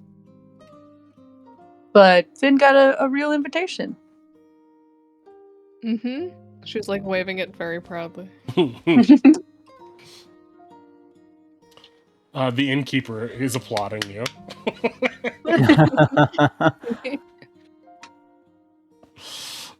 Wondrous lychee. Yeah, wondrous lychee. And Chungo is going to ask if if you guys still want, if you want basically Allie and him to come along disguised as caterers, or do you want them to set it out? He will also let you know that Allie's been hungry to get in there and help out with the heist portion, although she does want to wear a disguise because otherwise she knows she'll be got. Right.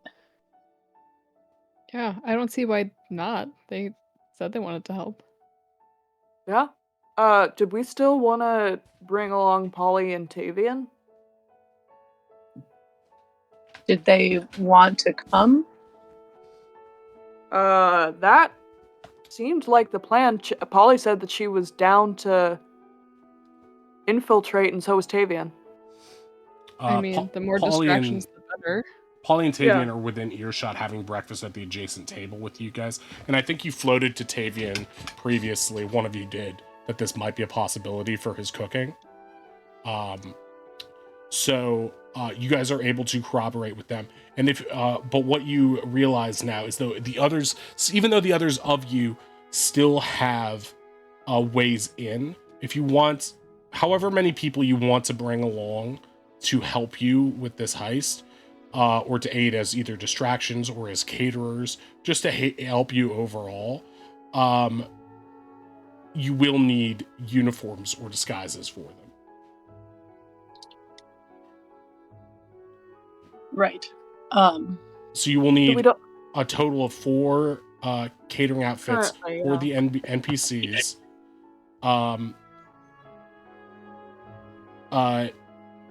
And you will need some sort of way of concealing Allie's appearance, either via disguise kit. She has a disguise kit of her own, but if you want to corroborate or cooperate with her on what she looks like, or give her any notes on that of like what she should be doing or what Chungo should be getting for her, now is the time to do so. Oh, what if we just take note of what one of the caterers looks like when we rescue them, and we tell her how to dress up like them? Yeah, that could work too. We don't even need to get their disguises. I mean, not their disguises, their uniforms. True. Well, but we need the also, uniform, but one less person to worry about. If, they somehow fall unconscious during the ape attack and wake up naked, who's to say who's at fault there? I mean, yeah, there's horrible pirates about. They're probably Right? pantsing people. I'd buy it.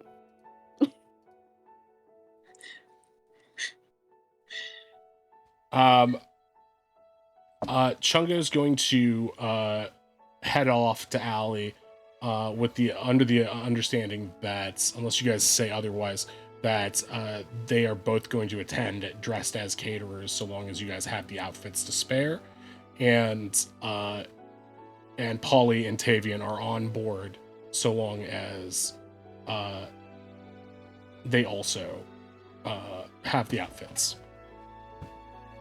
Did Finn get the sizes from for Polly and Tavian? The What sizes a great of them? question. Yeah, Waylon tried to ask Polly her size and nearly got slapped, and Finn had to... Yeah. You get the sense that both Polly is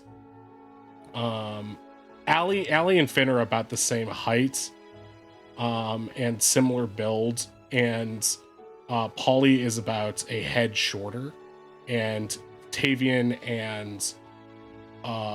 is only a couple inches on Chungo. So you basically know their basic size and build. And you guys don't have to look perfectly fitted, because of course Ronnie didn't really get a uniform either. So they're sort of left to the understanding that the chef is either going to provide that for them or they're just not going to have one. So Ronnie's uniform is just like a bow tie on top of their armor. Yeah, I'm Ronnie's in like back house. the Chewbacca like bandolier pencil thing. mustache. Ronnie is very self-conscious about being so naked, but no one can tell. Yeah, no, I can tell it's like Donald Duck. So yeah, for the people you want to bring, you'll need uniforms. for them. And yeah, that's that.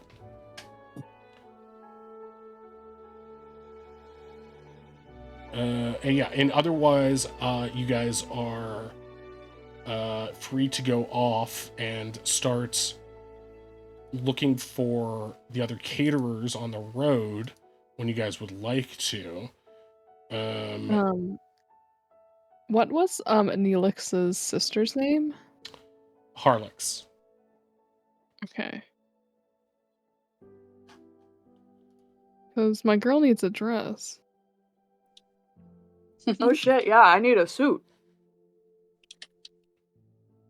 Shopping episode number 2. Two, You guys have Boogaloo.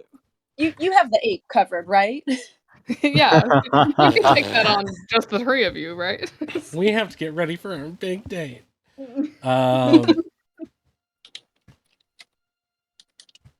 So you guys are beforehand going to go shopping, right?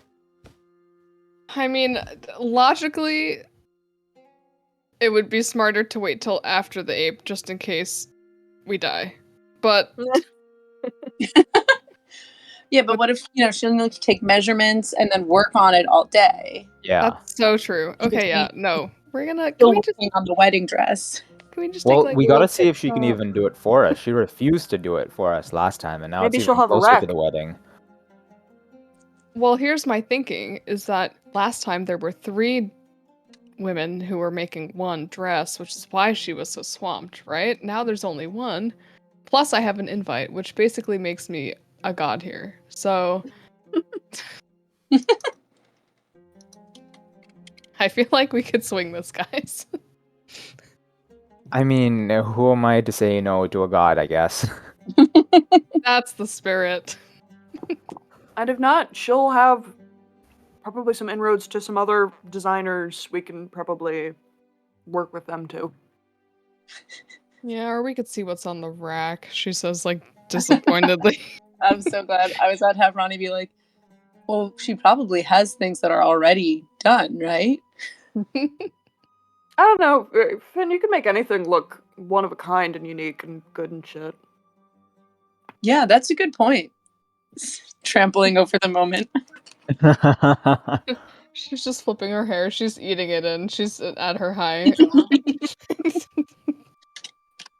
Has Finn gone back to her old hair, or is it still the new hair? I think she's still rocking the new hair. Ronnie Oh. muttering, what is monkey tail pudding? Speaking of Does dresses, it have bananas? Finn, do you want the one that I wore yesterday back? It's kind of like really stretched out now. I don't know if. Keep it for next time, buddy. But I do want you to buy me a new pair of heels, because those were nice. Okay. I mean, we got paid yesterday. I can probably afford it. Deal.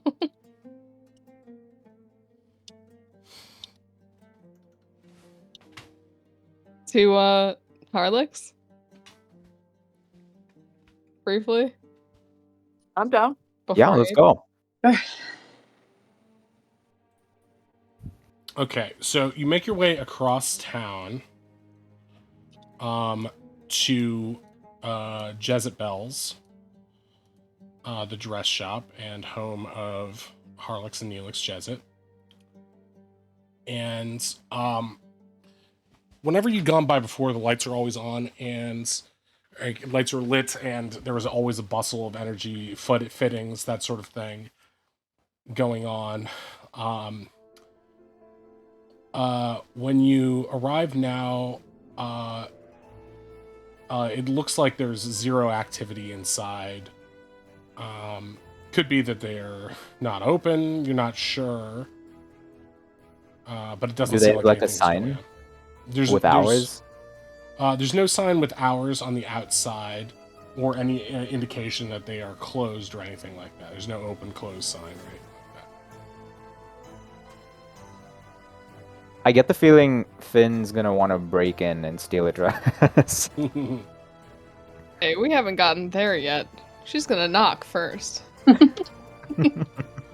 Okay, Okay, you knock, and as you knock, the door echoes, but it does not seem to. Nobody seems to come to the door. She's gonna like press her face to the window and try to peek in. Subtle. It's dark, and there are beautiful wedding dresses, like bridesmaid type dresses, and other gowns out in the shop area. There is nobody else around. She's gonna knock again, but like louder and longer. Hello? I want to give you my money. No answer. Can Ronnie, like, if this is like, this seems weird, try to do a quick, like, jog around the perimeter and see if there's any signs of suspicious activity? You quickly jog around, and as far as you can tell, there's no sign of forced entry or anything like that. There are houses like next door, right? You are one, or you're a couple buildings next to. It looks like other shops. There's a cobbler to the right. There's a couple small shops with some like gardening tools, and then you're not that far actually from Cabaret, right across. You know, as you can see on the map where I've placed you, you guys are sort of nearby. We can go to one of the other shopkeepers and ask, if they're closed for the day. They might know. Yeah. What time of day is it right now? Like, is this like It's early 8 morning. a.m.?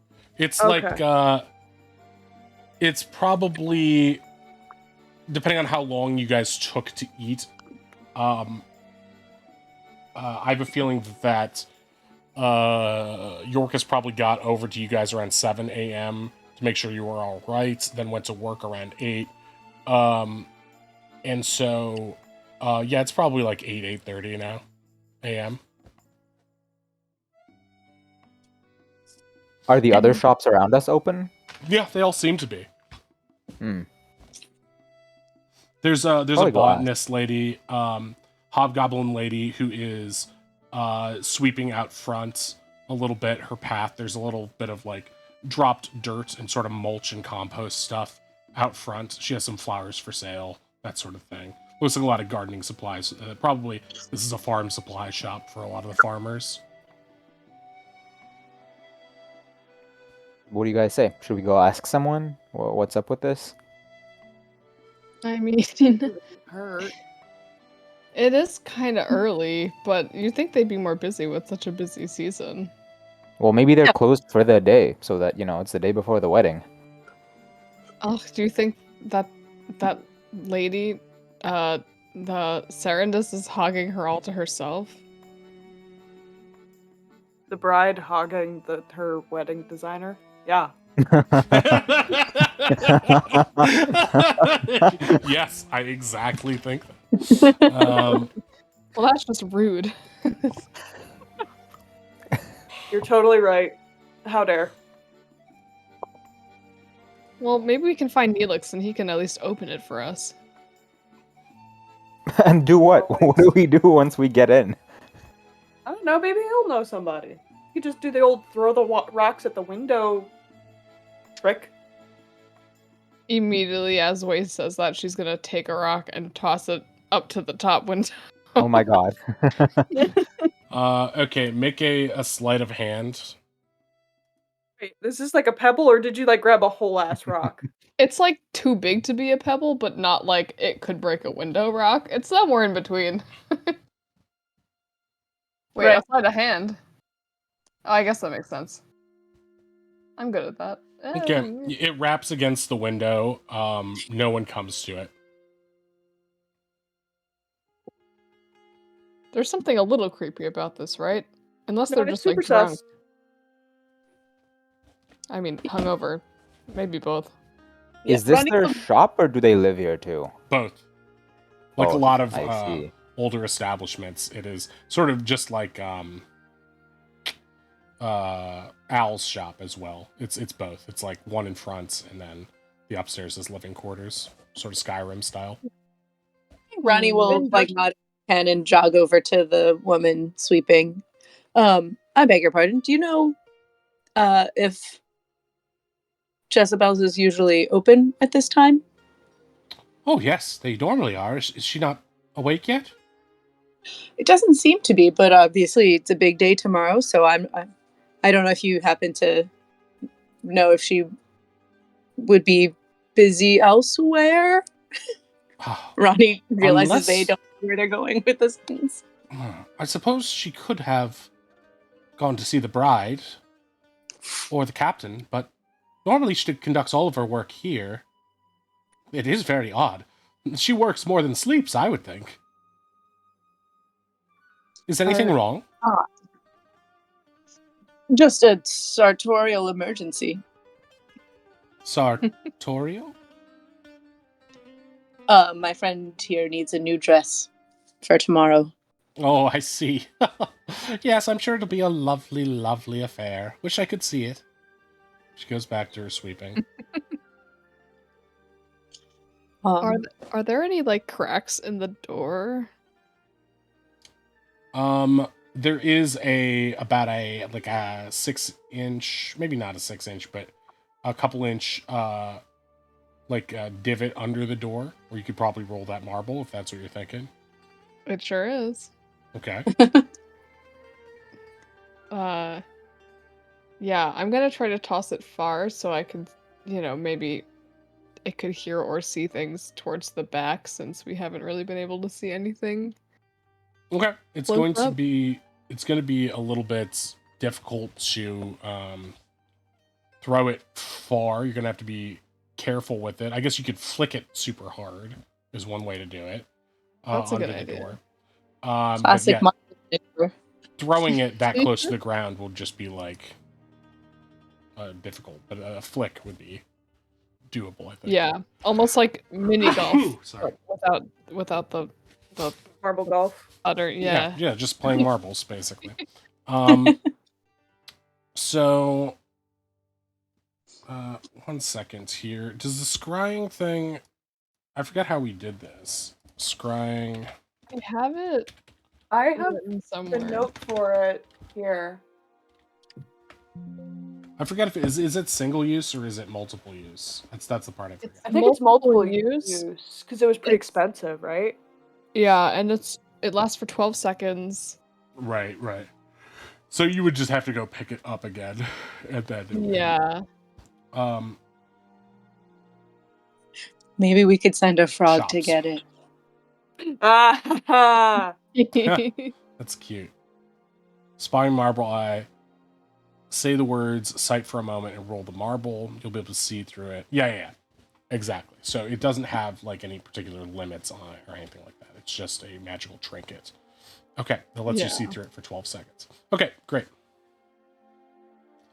So make a sleight of hand on flicking it through. Oakley dokley. Yeah. Okay, perfect. So you flick it under the door. It rolls under a table in the room with a lot of display shoes on it and sort of stops at the back of the room towards a private area with a curtain. So you sort of get a full view of the shop in there for about 12 seconds. The place doesn't look like it has been touched this morning, really. It just looks like everything is prepped and ready to go in case people need dresses for things. But it doesn't seem like there's no movement or signs that anyone's had breakfast or brought any work down or anything recently. It looks like nothing particularly amiss, but no signs of movement or activity either. Well, now my marble's in there, so I guess we have to break in. She rolls her sleeves up. Maybe Okay, not the well, front door. I could lizard it up and crawl in there, bring the marble back, and then go upstairs and see if they're asleep or even here. Oh, that's probably a better idea. Yeah. Yeah, I think if you could, Oz, would you be able to run message with him while he's in there in case of anything? Yeah, I can do that. You're the best. If they are in there and asleep, should I like crawl up to their ears and yell so that they wake up? Maybe just give him a little lick. Do Yeah, lizards just yell? look inside their ear. Yeah. Now who's Captain Lizards don't Scorch? yell, but this one can. Yeah, right. Maybe not. Lizards can sing. You Okay. could be like a gecko, make little gecko noises. Insurance. Yeah, okay. I'll head off then. I guess we'll make the message link now and then is that how it works? I forget how message works, but No, I will you turn can into a just- lizard. Oz can just Oz contact can you with it. basically just keep pinging Kilkin. Yeah. And he can respond. Oh, neat. Okay. Okay, so you're burning a wild shape. You go inside as a lizard in the same divots. You're just basically salamander, lizard size. You crawl in. You see a staircase. It's going to take a little bit of time for you to get up it, just because you're tiny, right?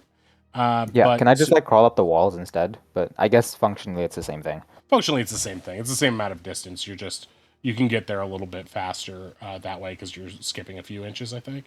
So yeah, you slowly but surely, after about like 10 minutes, you make it upstairs, and you make it into what looks to be their bedroom. They have like basically beds on either side of the room. It looks like they share a long bedroom like siblings. No wonder they're so sick of each other. And as you you go upstairs and you have to crawl under another door to get into the bedroom, and as you enter the room, your nostrils are immediately hit by the scent of blood, both fresh and dried. Oh, no. And you you enter, and though they are towering to you, you see the splayed corpses of both Harlix and Neelix on the floor of their room. Downstairs, do you think he's licking them? I think Kel is just on the wall, very sadly looking at the scene. This is So depressing. So you climb up the wall to get a better viewpoint. Do an investigation on these corpses to see if you can figure out any basics about the crime scene. Oh, Yay. dirty 20, nice. They were stabbed, both of them. Both of them have had their throats cut, and they've been stabbed a ridiculous and pointless number of times. Fuck. There are Fuck! I know what it is too. Actually, I don't know what it is, but I have theories. I need to whenever the are message thing comes also in. there's blood splatters everywhere, indicators of the spray from the repeated stabbing. And there are also pieces of fur or hair that looks a little bit lighter and more brownish orange, and clearly not belonging to the dark-haired Jesuits. You take this to be some indication of whatever caused these stabbings. I'm gonna turn back. Can I then unlock the door from the inside? Is it a deadbolt type situation? Are you still on the wall when you turn back? No, I mean I will dismount from the wall. Okay. Okay, so you turn back. You're in the room. Ceiling's relatively low. You're feeling like very large inside this place, but yeah, you don't see anything new. What are you trying to do next? I'm just gonna go back downstairs, like opening the doors so that the rest of the party can come inside. That's why I'm asking, is it like a key situation? Is it a deadbolt situation? As you open each of these doors, you recognize that neither of them, including the front door, is locked. We didn't even try to... Wait. We didn't even Yeah, try the knob? That's D&D. That's D&D for you. I was gonna break in, but I'll pick up I'll pick up the marble on the way out, but that is so annoying. At least you used a wild shape. God damn it. It made a more exciting scene. Classic The idea of this D&D. lizard crawling in and seeing this crime scene, pretty cool. Well, we thought that they were alive, and it would have been way weirder. It would have been weird if they were alive, right? And you just walk. Although it's a shop too, so why wouldn't you just walk in, right? True. Yeah. So I'll just open the front door if I can and be like, yeah, they're upstairs. Did you look in their ear? They've been killed. Oh. Oh. killed. Yeah, they're upstairs in their bedrooms. Finn. So these dresses are free. Damn. We need to take It's what as she many would dresses have as we wanted. can, and then come Maybe- back and figure out who did this. Maybe this is Finn's time loop where she does become the worst person. After the high of last night's performance, yeah, maybe. Can she? Okay. Can I go and investigate the bodies like real quick? Are they like dead or like They're can dead, I? dead. Fuck. Okay. Yeah. Based on Kel got a natural 20, or not natural, a dirty 20 on his investigation check. With that, I gave him basically everything anyone could immediately discern from that. Unless there's something I'll point specific. out for- Yeah, there's stab wounds all over their bodies. The only thing that you might be able to tell based on these stab wounds specifically that Kel might not have is that they were very similar to they look like dagger wounds, which you're something very familiar with as using a dagger of your own to attack. Guys, I don't know about the hair, but man, we returned Neelix and we didn't even think about the consequences. We killed Serendis's two sisters. Of course she'd want vengeance, and of course she'd come for them. Well, we don't know that. I don't know. It What seems is- like It's a possibility. Kel, what do you think this is? Looks like a little mushroom. What? Yeah, totally. just out of nowhere. Like, I'm just he looking said at the he was- drawing. Oh, it's a skull and crossbones. Who's drawing that? No one. You Trying to be subtle. said it was like fur? Yeah, or hair or something. If you'd like to investigate it further, you can. Yeah. Can I would we think all? that- I don't have strong investigation. I don't either. Well, sorry, but like, Serendis has dark hair also, right? Yeah. It could have put out a hit. They've got the whole Shadowbreaker thing going for them. They Yeah. could have put out a hit, but imagine your sisters have been killed. You only know of one person who might have done it. You probably would have wanted to make it personal. You I want to take. Does this look like humanoid hair, or does it look like What fur? hair? Finn What hair and color does Oz Violetta rolled have? the highest on these investigation checks on the hair, and Finn, looking close at it, you pick it up and then immediately drop it with realization, and you look at Oz, and Oz is staring at you with the same realization too. It looks like hobgoblin fur.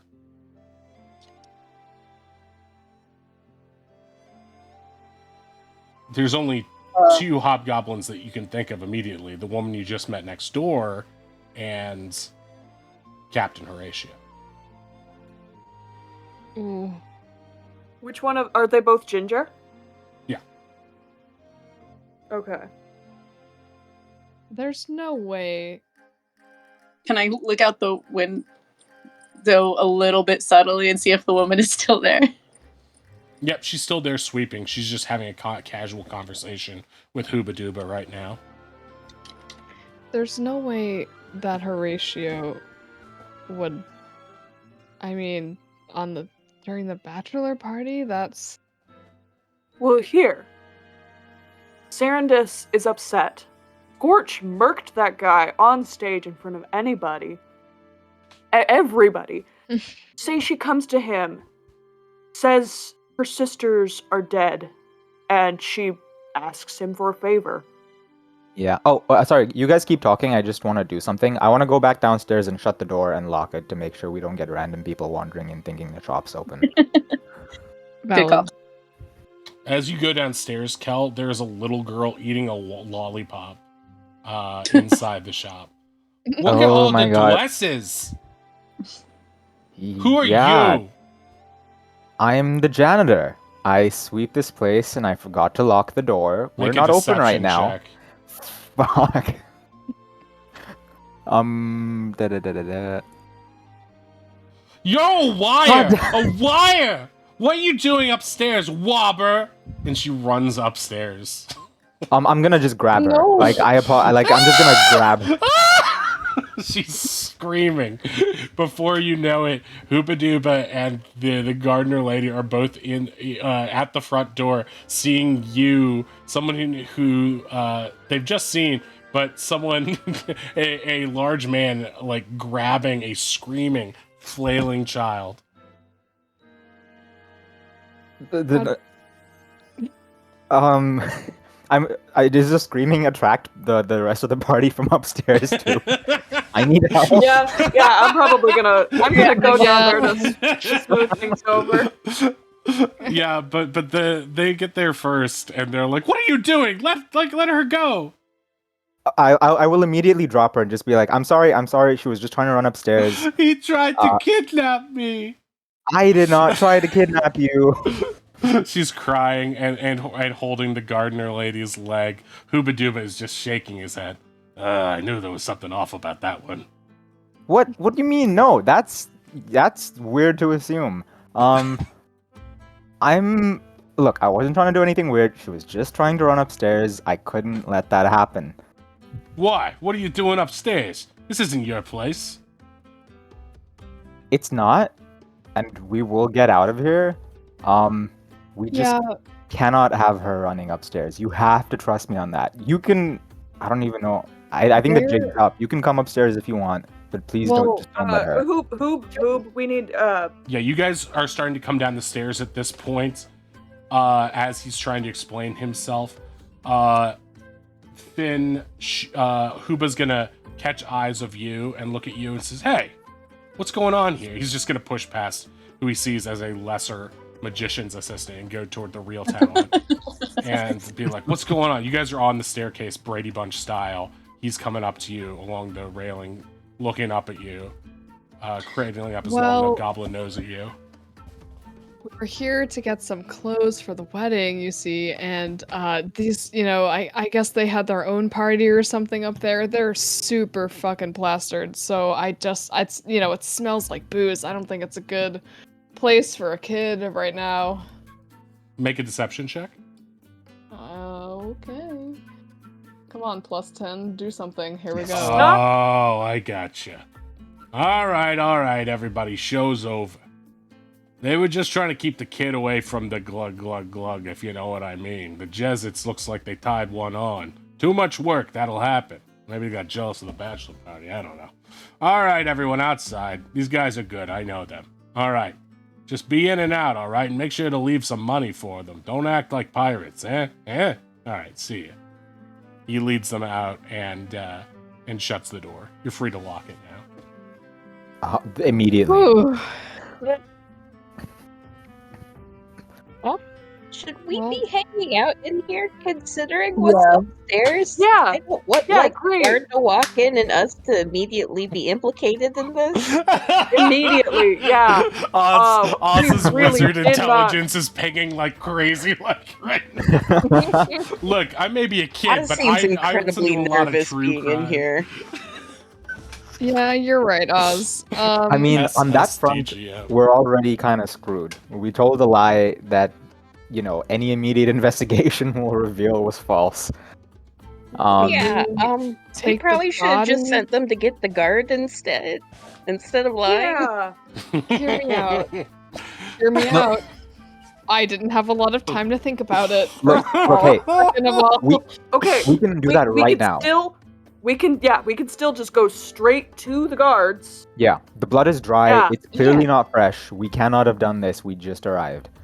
Yeah. Yeah, this isn't our problem to solve. Let's just get the guard and do what we're meant to do today. I just Ro- my thing with that is that, and like gives a look to Ronnie, is that I don't know if the guard works for Scorch or not. You know Oh, they what I they mean? definitely work for Scorch. They're definitely going to arrest the Hobgoblin lady. But the alternate Holy option shit. here is yeah, I mean, let's just put our cards on the table. They're definitely going to be racist to the not friendly Hobgoblin. The not their friend Hobgoblin. Well, By we the- don't They know could who anyone's also- motives is. Maybe she did kill her. Maybe she didn't make her dress haven't right. We don't ruled know. that This out. is That ours is- to figure out. I thought not Finn was wrong. going to say. I thought Finn was going to be like, but the thing is, I still don't have a dress. Yeah, I know. I I did thought too. for sure. It's like the thing is, we haven't solved the problem of me want pretty dress now. I thought about it. it. I mean, they could also still, think it's us because we have no alibi that isn't each other for a good chunk of the night after the bachelor party where all the pirates went off and continued getting drunk. They also could just say it's us the same way they did the statue thing. Like, they don't seem to mind screwing us over. I mean, the blood is dry, and we literally have the people we talked to out here to say we just got here and walked in. Like, we literally have witnesses that we just got here. The blood is dry. Let's just get the guard and move along. No, I am totally with Oz with this. We should leave now. Yeah, Ronnie grabbed some of the hobgoblin fur. not And- just leave. We need to make people aware of what's happened here. Yeah, let's not touch the crime scene. Don't leave anything behind, and just get out of here. And All right, we're good. Roddy, I make a nobody- sleight of hand while you're while you're picking up the fur. Okay, you pick up the fur without any difficulties. Ronnie falls face first into blood. If you had failed on that, I would have made you leave a huge clump of Of my fur. of your fur behind, unbeknownst to you. can I roll something to see if Finn can resist taking a dress? I mean, yeah, Well, that's wisdom. I'm not gonna make you roll on that. It would be very easy for No. you to rob this place blind Can I give right Finn- now. No, I know, but Can I give Finn guidance on that roll to make good decisions? Is that a wisdom save? She can have a +4 bonus from me. Yeah, this sounds like a save. Okay, Look, it's a I'm gonna save, play devil's and- advocate here because there is a lot of beautiful dresses here. You don't know if there's any next of kin. This whole estate is probably going to be sorted out by the bank at some point, which you could probably deal with through Yorkus. If you took one or even paid for one now and left it there, who's to say that wouldn't be the right thing to do? This is a That's pirate motive. city. I Time and guess, place, Finn. Time and place. but guys, In a way, these are collector's items. Oh God. Fit, I'm pretty decent at sewing. I could just make alterations to one of your dresses if you want me to. But you would look There's dead literally the sexy. sneakers. Bizarre. Oh my god. You did score a dirty 20 on that because of the aura. fine. I know. Yeah, fine. Okay, fine. She Yeah. stomps out. Yeah, Fit, that's Find a motive nice if you dress. take something. Oh, that's true. It is. That's why I was gonna roll. Oz has read a lot of books as a wizard, and sometimes his perusal into true crime made him learn a lot about detective stories. He is getting all of this firsthand from his favorite detectives throughout history. And yeah, he might have I'm a gonna point. say Oz prepared himself in case his papa got into anything too deep. Oh yeah. Once he saw his papa first on the run from both like coin collectors and other bounty hunter types, saw his papa hiding in a straw bucket for the first time. He realized it probably wouldn't hurt to brush up on the finer elements of the law a little bit. Right, because we are right now in a very nuanced, delicate situation and not just a very bloody crime scene. So we're leaving now, right? Yeah, Yes. who do we Leaving tell? now. Yes, immediately, please. I don't think we should tell anybody, but If we don't tell No, 'cause anyone, there's the truth is witnesses. going We to need get the out. card. you say so. We need to power walk to the guard station. As you exit, sitting outside, leaning against the bridge, is the orc guy that is always saying hi to Ronnie, just chilling on the bridge and seeing you guys leave the establishment as a big group.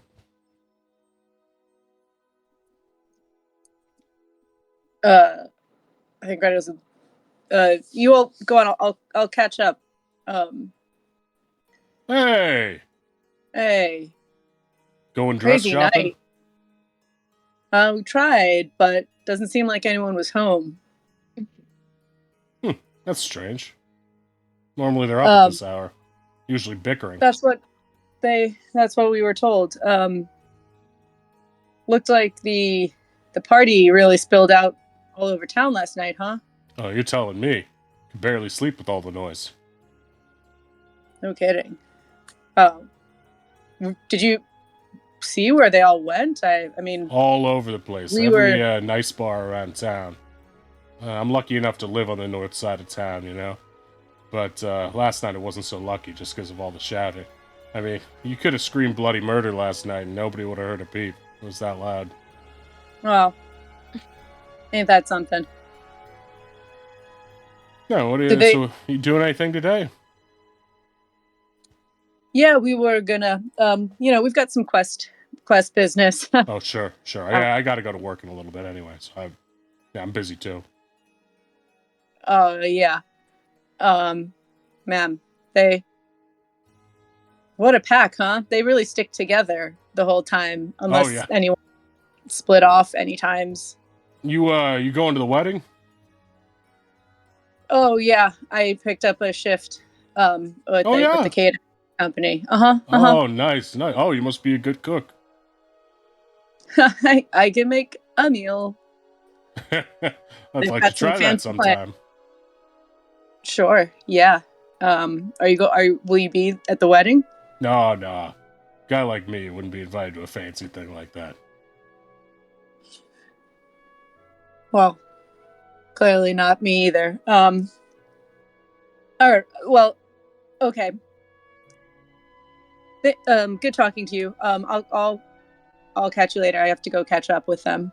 Hey, I'll stop by and let you know if I see them in there, you know. Oh, thanks. Sure. Okay. Ronnie runs away. The orc guy sort of walks back towards the hotel, sort of whistling to himself.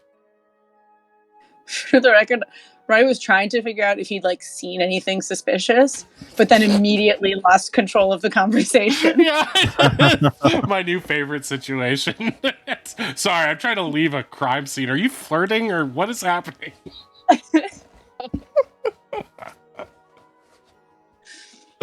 Sorry, I thought since he's a bouncer in the neighborhood, he might have seen someone coming or going, but he didn't seem to. Everyone else is staring at you with a slightly raised eyebrow. Ronnie the Rizzler strikes again. God damn. Damn. I don't know what that means. Waylon does the fake bow thing, teach me your ways.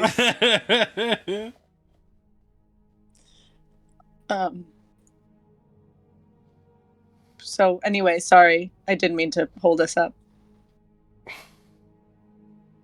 Shall we head to the guard station before we accrue any more witnesses? Immediately. Yeah. And when we get there, I'm not saying a word. May Finn or I can do the talking. I love how we're just walking through the hearts and all the drawings on the map. It's all the like debris from the like, Yeah, just pile of Rivalry. heart-shaped vomit. I am You, not you, sorry. you pass by Hooba Dooba, who's talking to one of the other employees.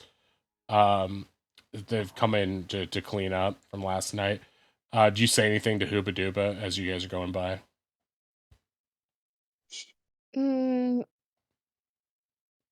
No.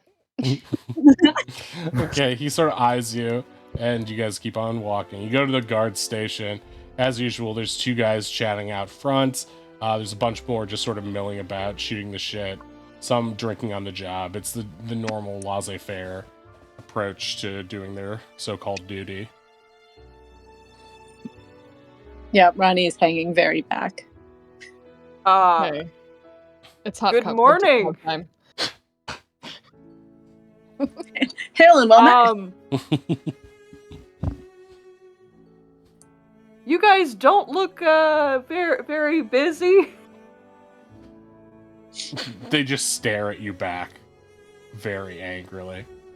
Make an insight check. Can we all? Yeah, whoever. Oh, sick. Wait, you can Right. tell these guys are super hungover from last night.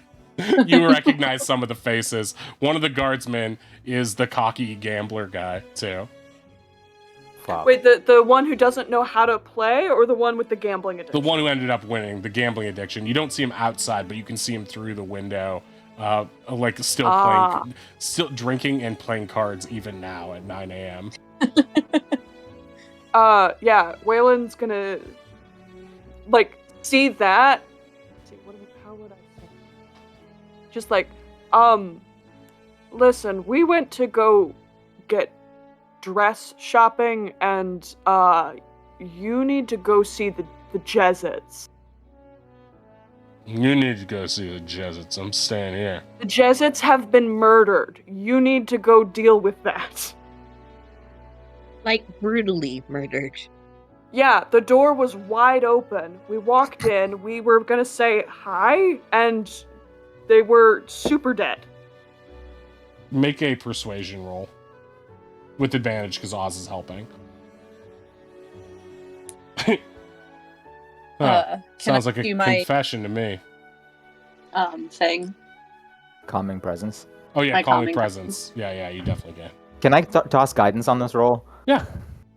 Do all your Bless. crazy things. Natural Okay, good. 20. Ooh. Boom, baby. Wait, did they really say it's a murder? We should probably check that out. Super dead.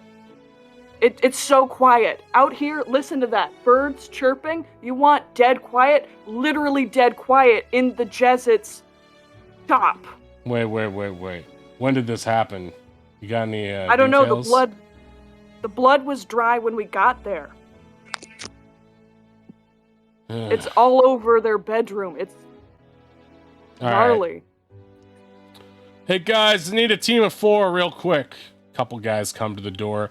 The one who definitely doesn't stand up is the gambling guy who's just like, hey, come on, we're playing a game here. A bunch of them head over. Yeah, thanks for the tip. We'll be with you if we need any more statements. Yeah, we're heading out with Yorkus. We'll be back probably tonight. Who's Yorkus? The guild guy. We're gonna do a quest. He's our handler. I don't care. Walks away. You asked.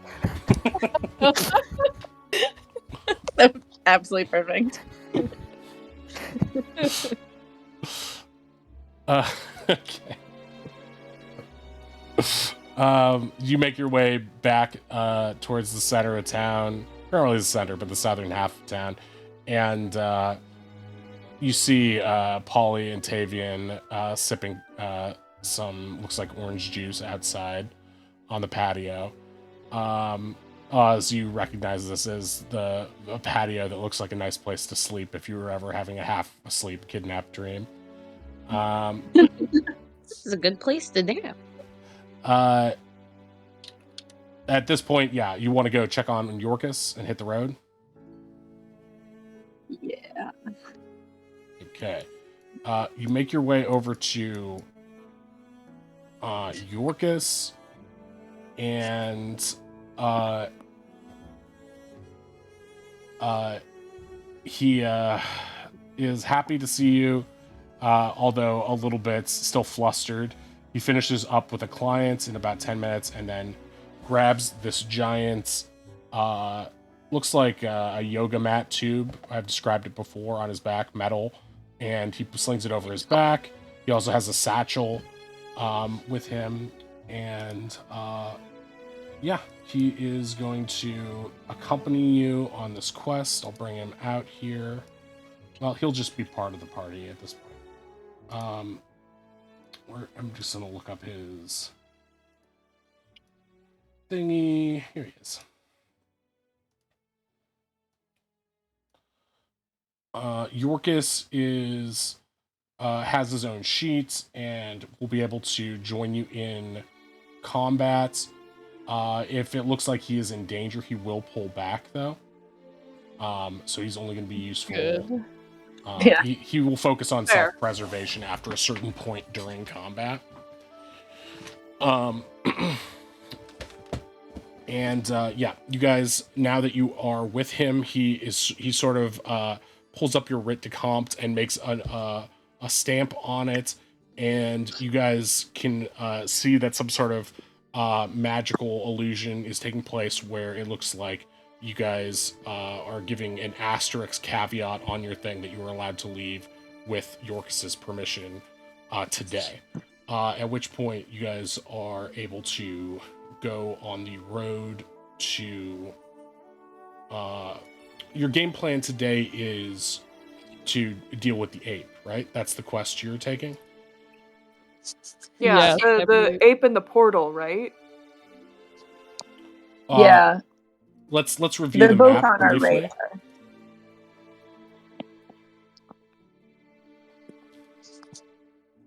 Is this not popping up? It's not really It loading is. for me. Oh, there it is. It was I just see it. taking a while to load for me. Okay. Let's see. Where is the party token? Here it is. Okay, that's a little small though. Let's make it that. That's crazy big, but there we go. Okay, so you guys are thereabouts there right now in Jarek Spawn. It's about, I would say, probably a 2-hour walk to the part of the Bay Forest where the ape has been sighted, and then it's about an hour northwest from there to the place where the portal has been sighted. You will be spending, in these missions, you will be spending most of your time in the Bay Forest. The path continues on to Hollow's End, but you don't really have any particular business there at the time. You want to be mindful of your travel time too, because you do want to be back in town before the following day, because the following day is the wedding. And yeah, that's about it for right now. So you guys will be able to travel if you would like to set out now. If there's anything you guys want to grab before you leave, just let me know, and otherwise we will continue on. I think the only thing Calkin wants to do is just like double, triple, quadruple check that he has the gadget that Dr. Wilder gave him. Yes, Yeah. you should have the Scribe Beetle with you. She gave it to you, so yeah, it should be on your person. You can add it to your inventory if you have not already. Yeah, as soon as we're out of city limits, Waylon's gonna like turn to Yorkus and like in a small talk tone be like, "So Serendis is tying up loose ends." What on earth do you mean? We tried to go dress shopping today from the Jesuits. Of course you did. Find anything pretty? Oh, if you like blood red scarlet. I suppose it's a fine color. Blood. A lot of blood. What do you mean? Neelix was the one that we found in the church. And he and his sister are dead. What? Dead? You believe by Serendis' hand? Not directly, but we all know. It makes sense to me that she'd be behind it. Should we really be leaving town at a time like this, then?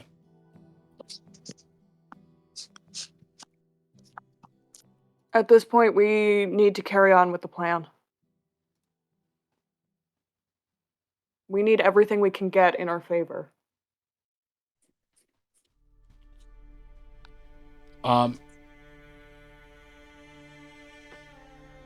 You continue walking for some time. Over the course of an hour, you eventually see a flock of crows. They seem to be massed up and picking at something by a tree side. More bodies? Oh, please, not more bodies. When you get close enough, you see that there is what appears to be a headless corpse on the side of the road. More bodies. Is the corpse wearing a catering uniform? It is not. Who? Can we identify it in any way? You can attempt to investigate this. Today is just a corpse episode, huh? Yeah.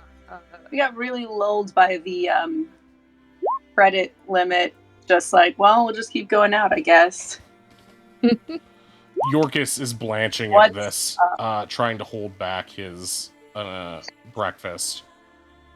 Between He's got my con bonus. between you and Kel, Ronnie, you are able to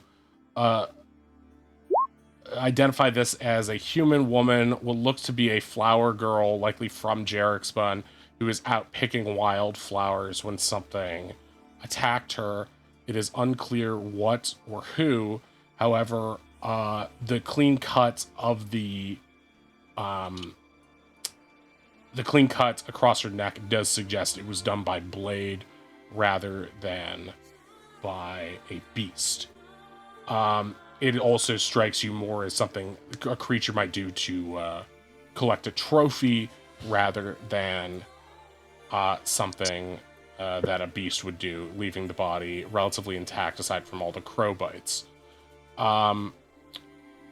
Also, in your investigation, you find on her person a blue necklace with a strange gemstone. Based on a cursory look, this would probably sell for a good price. It has no identifying markers otherwise.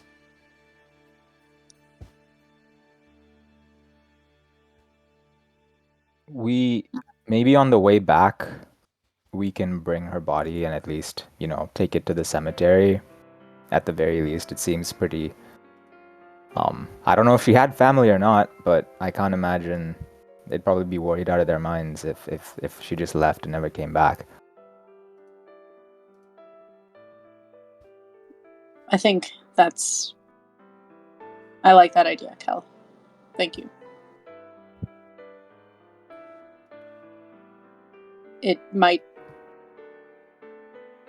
put us in a strange position, but I could take it the long way round.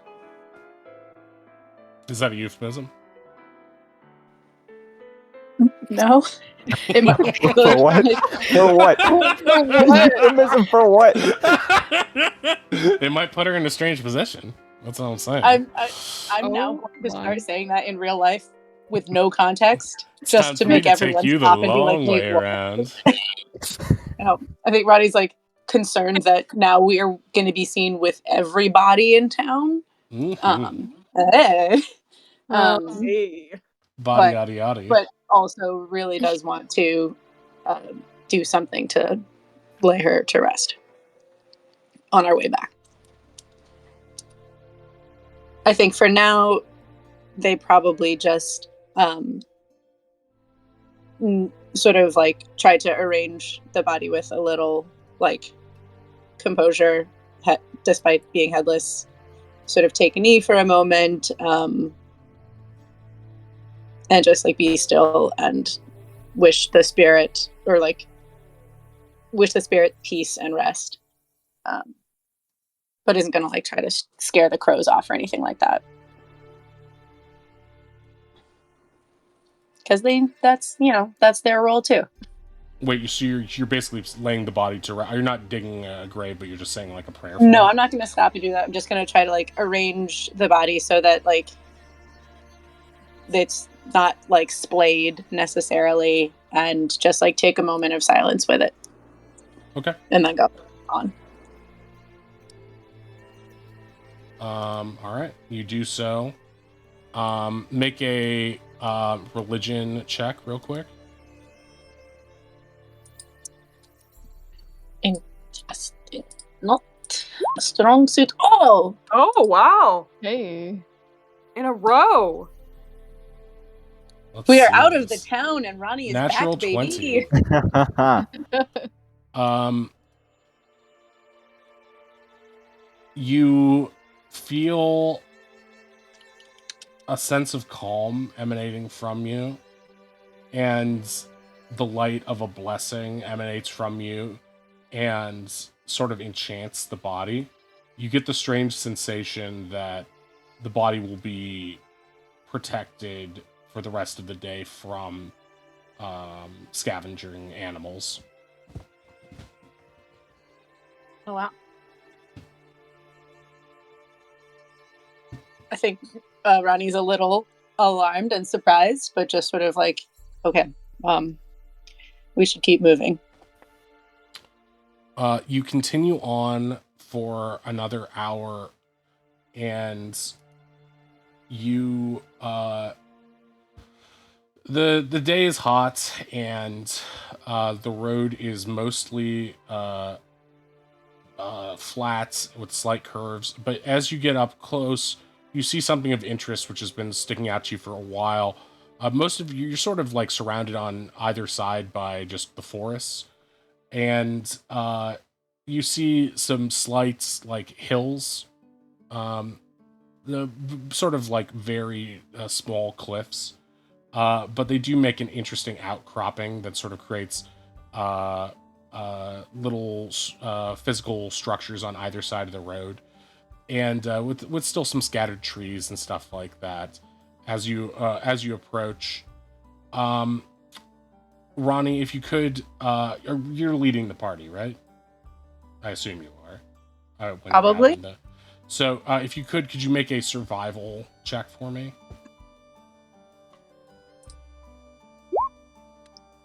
Used up all my juice on the body. Something feels eerie about this, but it's reminding you of something that your mentor once said to you, but you're not. It's like tip of your tongue, but you're not 100% getting it. Still, it makes you fairly cautious as you head towards this. I definitely just share that, even if it's not specific, so that everyone's on their toes. Feels like we're,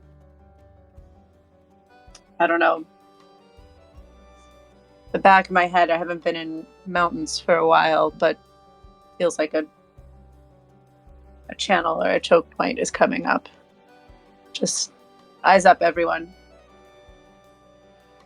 Finn looks directly up into the sky. Ronnie doesn't do this because they've turned around to keep going forward. Okay. Can it fly now? As you, I'm gonna take you to where you are in this area. I also need to bring Yorkus out as well.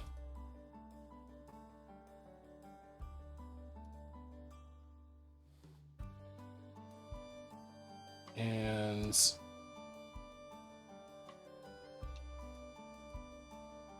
where's my York?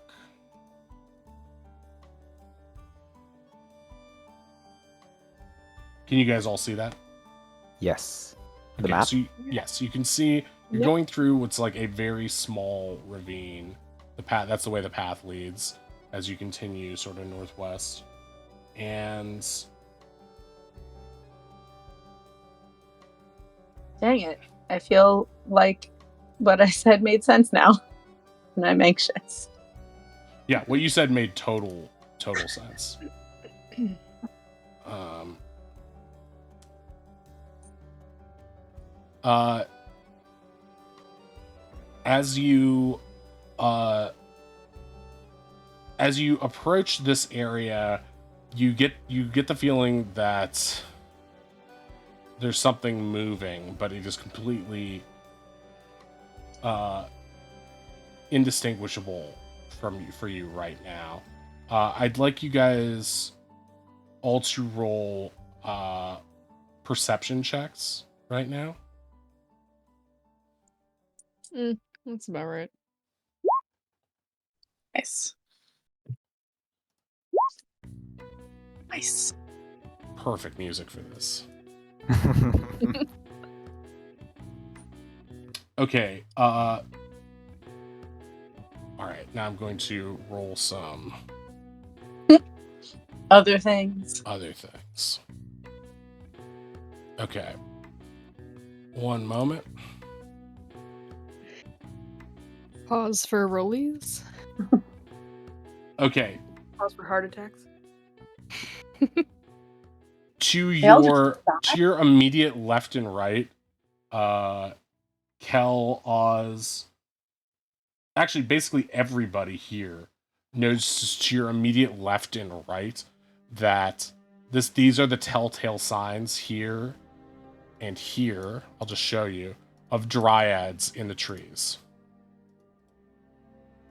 Oh, Um, Oz. they have not fully revealed themselves, but you have seen dryads enough now that you know that these ones they are hiding there basically. Oz, do you still have your flower crown from yesterday? Of course I do. I kept it safe in my bag.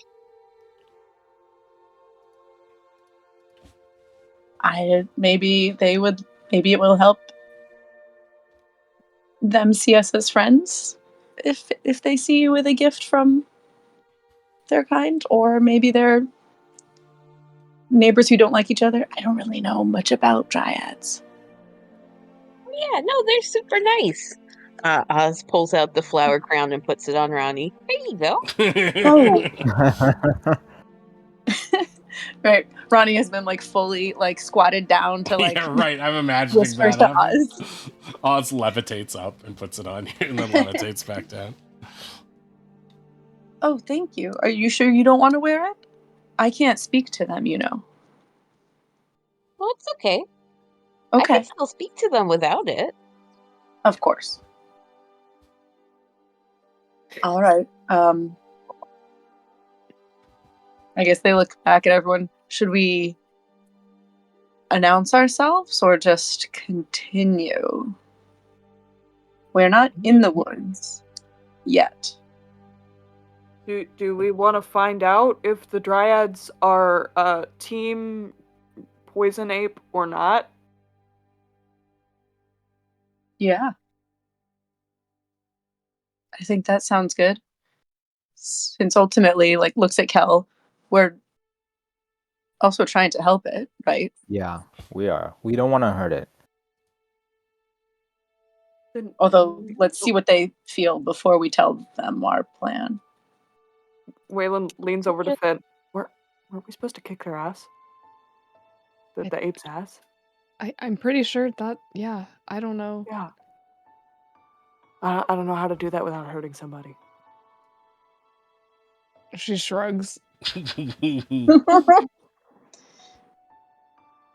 If it starts punching us hard enough, I don't know, we're gonna have to punch back. Yeah. What are you all True. muttering about? There's some dryads around. Oh, gods. he instinctively unsheaths this tube on his back, and you see that it was not just a tube, but the sheath and case for a giant pen.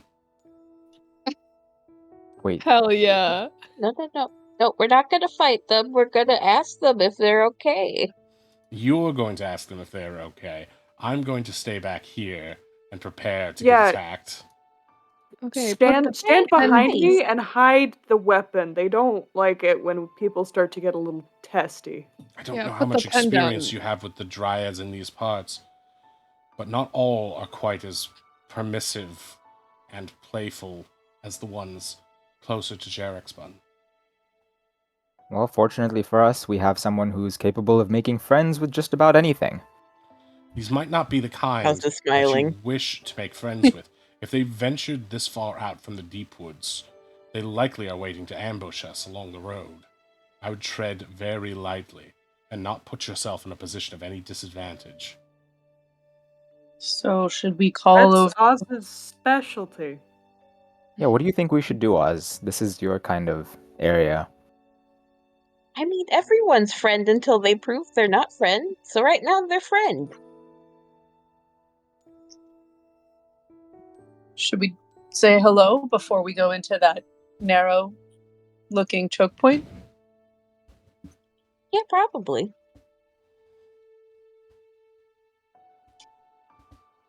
Do you want to get up on my shoulders and say hello to them? Oh, Lord. I mean, that would be intimidating. I could just walk up and say hi, ask if it's safe to go through. Well, don't Okay. walk too far up. Oz does not seem to understand what sort of danger he may be in at this moment. He No, just has no. that little vacant smile he gets. I think I might just cast Sanctuary on Oz. I love that. Just real quick, just pop. I'll give Oz guidance as well for this conversation. And Ronnie will just follow, like, within reach of Oz. Okay. So you're stepping forward towards the one on the right? Yep, because that's the closest one. Okay. You see Oh, Yorkus compulsively cowering This is good. behind Finn. Here's good. Yorkus, you know there's one in that direction too, right? Oh, gods. It's gonna stand right between you guys.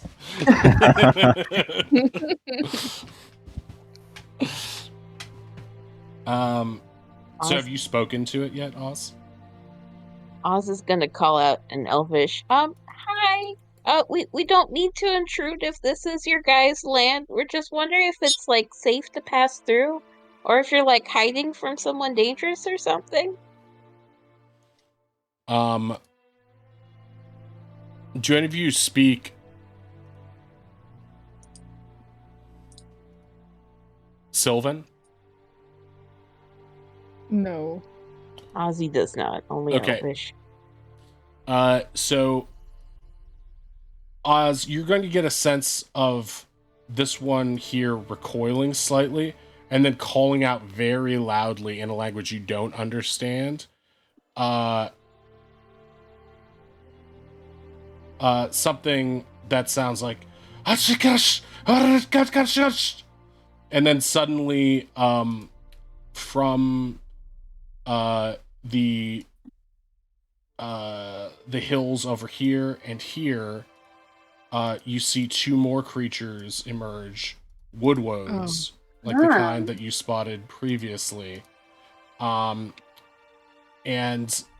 you also hear, although you cannot see it, what sounds to be another creature emerging from up north as well. I need you guys to roll initiative. I'm I sorry, think- I didn't mean to insult you. I think we might have gotten caught up in a turf war. Between these ones and the other dryads, or the woads Oh I think no. I don't know if these ones sent the woads. I guess we'll find out.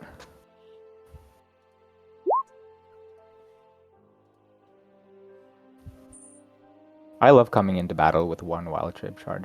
Love It's your choice. it. Keep using it on RP. Listen, all No we one's need is making you. all we Gotta need check is the Kelk. doorknob, buddy. It's okay. We'll just take a short rest. Yeah, we just need Kelk. Yeah, if we can take a short rest after this, that would be sure. fantastic. Just have a little Yeah. picnic on top of this hill. Yeah. Ah, we Super didn't bring peaceful. any sandwiches. Atop the wood woads and the dry. Okay. More corpses. Okay, can we get some battle music, please? Yeah. All right. At this point, Ronnie, you are first to act. You see the aggressiveness in the posture of the woads and the what do you call it? The dryads on either side of you are also looking like they have no interest in parlaying. They have specifically set this point out as a choke point, as you can say, or as you surmised. So yeah, it is your action. There is a bit of a 5-foot climb here. Maybe I'll mark these for you guys.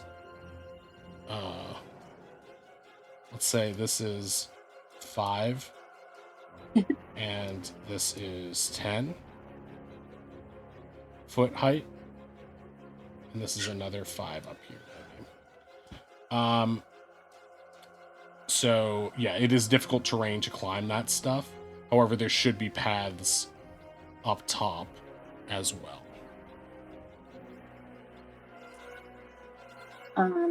Well, okay. Well, I think Ronnie will sort of push forward to like be in front of the way of Oz. Right, Um, right. And be like, Oz, I'm sorry. Thank you for trying. We'll keep trying in the future. Yeah, these aren't friends. And take a swing. Okie doke.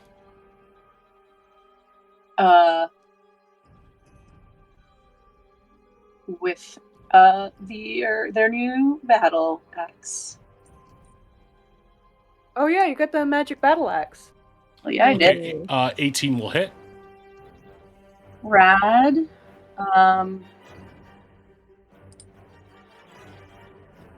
So what? Oh, so 7, and then my 2d6s. So Wait, 7 and then your 2d6s? What are these What- two why does it numbers say here? 1d. What is? Oh, that would be if I was using it two-handed, which I am not. Never mind. Oh, okay. So 6 plus 6. 6, so 12 slashing damage. Yep, and then we're gonna do it again. Okay. As you take this first attack into it, you almost cleave it in twain. You can see the splinters and leaves falling into the tree around it, and it erupts and cries in fear. It was not expecting such a intense first strike.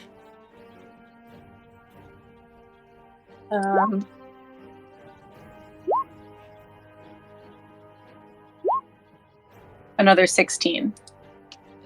Ooh, okay. It is obliterated by your second strike.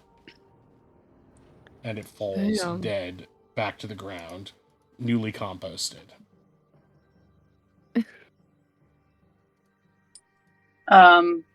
I guess then I used 10.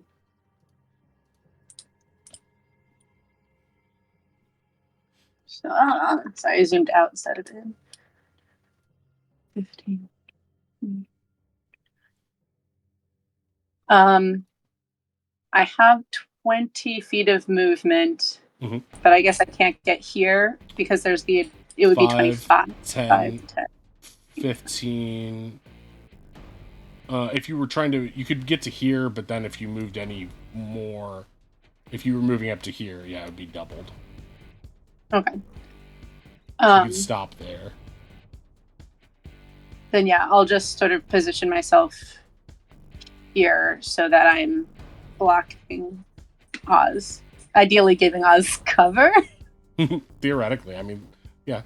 I mean, I guess that could. Although, yeah, it depends on what kind of attacks they have because they also have height, so it's possible. But I'm much taller than that. okay, it is Woodwode's turn.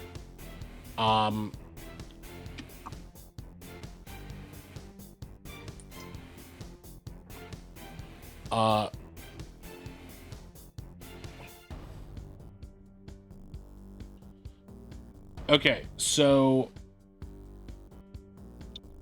this Woodwode is going to use Tree Stride to step inside this tree that's here and reappear inside the tree that is next to you.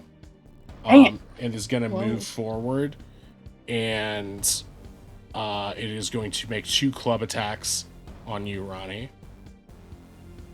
21 and 9. 21 will hit. Okay, 21 will hit for 12 force damage.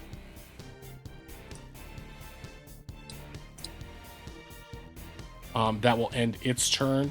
This one is also going to use Tree Stride to step into this tree here, and then is going to move towards Finn, and is going to try to club her. 12 and 10, both miss. They miss. You deftly using your dexterity do a spin and twirl to avoid being hit by this clumsy creature's attacks. Kel, it is your go. Okay. I want to try a new form. I'm gonna turn into an how do you pronounce an Aurochs? Aurochs? This thing. Aurochs, yes. Ooh. Ooh. Evolved Kelk. I'll put. We'll see. Wait. We'll just keep you guys together. Okay. Okay. Aurochs form activated. Okay. I will then back. Wait, that's line. I will back up over here and then charge in. Can I squeeze in this gap? Yes. Okay. And then I will charge in and hit the Woad for a gore attack. Cool. Gore hits. at 24. So that's that damage plus an How extra. do you know it 2d8. hits? I say if it hits. You say if You it said. doesn't. Oh. What's that? It's another 2d. Wait, hold on. It's another. How did you know it 2d8 on top of hits? I didn't say there that. is. Did you not? Did you not say it does? No. I thought I heard you say it does. My it bad. Hits. It hits. Okay, 15 piercing. It takes an extra 9. If the orc moved at least, the 20 target feet, takes. which I did. It says it takes an extra 9 here. Well, 9 2d8. Doesn't it average 2d8 or something like that? Yeah. Okay, and the target must succeed on a DC 15 saving throw. Okay, strength save for the Woad. It doesn't have saves in that, but it does have strength. It gets a nat 1 on that. It is knocked on its butt.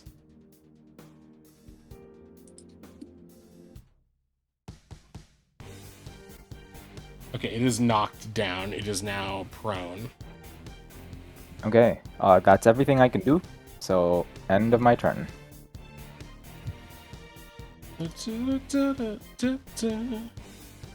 Have you gotten to a part in the game where they play this yet, Oddish? Oh yeah. It's so good. Okay. I have so many OneNote things up right now. A lot more than I expected for this session, simply because as we get closer to the wedding and doing all this timeline stuff, like I said before, different things are happening at different times, so it's like, you got it. But so this thing is prone, which means that it has disadvantage on attack rolls, and attacks within 5 feet of it have advantage. Just FYI for your strategy. That's the end of your turn, right? So now it is Dryad's turn. Yeah. Sorry, can you just repeat what you said about the damage there? Yeah. A prone creature's only movement option is to crawl unless it stands up. And thereby ends the condition. The creature has disadvantage on attack rolls. And an attack roll against it has advantage if the attacker is within 5 feet of it. Otherwise, the attack roll. So basically, melee in 5 feet has advantage. Ranged beyond 5 feet, this has disadvantage. So even Ronnie's long-limbed at 10 feet would have disadvantage in this strange case. At least according to the rules. I forget if we ruled that otherwise at some point. Feels like it's been a while since we've done combat.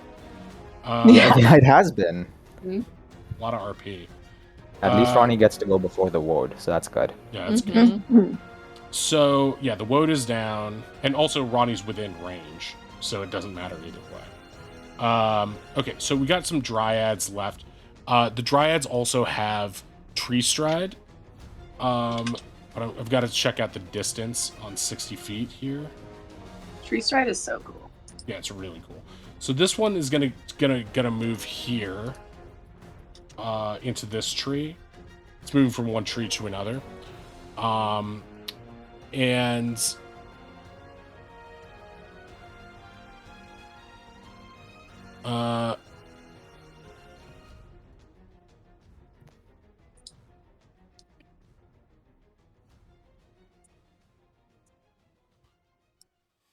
they are going to this one is going to use Entangle on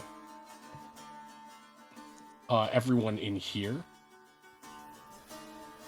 No, Yorkins. No. So you three, so it is going to be, 20-foot square, I guess? Everybody gets my +4 bonus. Woo. Hey, linger, would you? Do you have to? Oh my god. Wait, no, hold on. If I was an elk, I could speak Sylvan. I was just looking at my Elks can sheet. speak Sylvan? What the It hell? understands but doesn't speak, but I have speech, right? So you could elks speak, don't yeah. speak. Yeah. Wow. Damn. Perfect. Hell, as in Aurochs suddenly has this moment. Light bulb, like, ding. Okay, thereabouts. So this becomes Shrug, feels like the ship sailed. difficult terrain. Everyone within that must make a strength saving throw, including Yorkus. We'll do so now. Well, Uh, Barn. so Okay, 7, he 10, saved. and a lot. 22.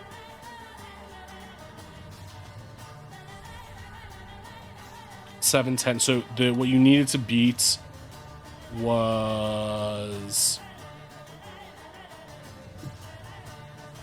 Wait, what spell save DC? This guy doesn't have it listed. 8 plus proficiency plus spellcasting modifier. I'd say let's go with a 10.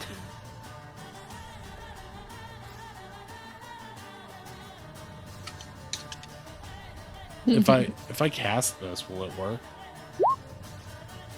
Spell save Hey, DC is 0. I'll save DC 0. That's not helpful. Hey, look at that. Wait, they don't have a PB. I think it's 4. Well, Yeah. 14. Hold on. If I'm looking at the right stats. Ugh, stupid D&D. 8 plus spellcasting ability modifier plus PB. Okay, they don't have PB, so 8 so plus... the stats on D&D Beyond 12. say it's DC 14. For Okay, I'm good with 12. a Dryads is DC 14? Yeah. That's what I was seeing too. I It can doesn't send you have the link, PB. Elo. I guess But it you can gets- homebrew I guess whatever it gets- Dryads you want. Yeah, if you want to say 12, you're I right, feel like you're right, 12 you're is a right. respectable number. You're right. It's in the spell block. I'm just an idiot. It just isn't where I wanted it to be. Because of the way the thing is formatted. It doesn't matter.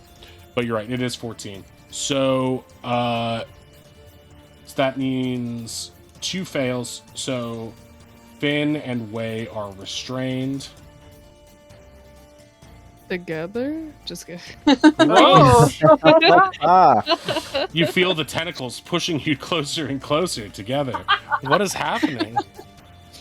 intrusive Senpai, thought you one. say. Oh no, what am I gonna do? I failed my strength save. Man. It seems like they want us to kiss. I don't know. It's just what it feels like. Oh. Maybe if we kiss, it'll stop the entangle. the power of love or love? something. Or something. Okay, that was its action. It doesn't have any bonus actions. So you guys are restrained in this thing until a creature restrained by the plants can use this action to make a strength check against your spell save DC. On success, it frees itself. So until then, you guys are restrained. Your speed is 0. Attacks against you have advantage, and your attack rolls have disadvantage. You also have disadvantage on dex saves. Okay, meanwhile, this one is also going to zoop over here. Which one? And Who's zooping? Oh. pop over to Wei, who is now restrained, and is going to start...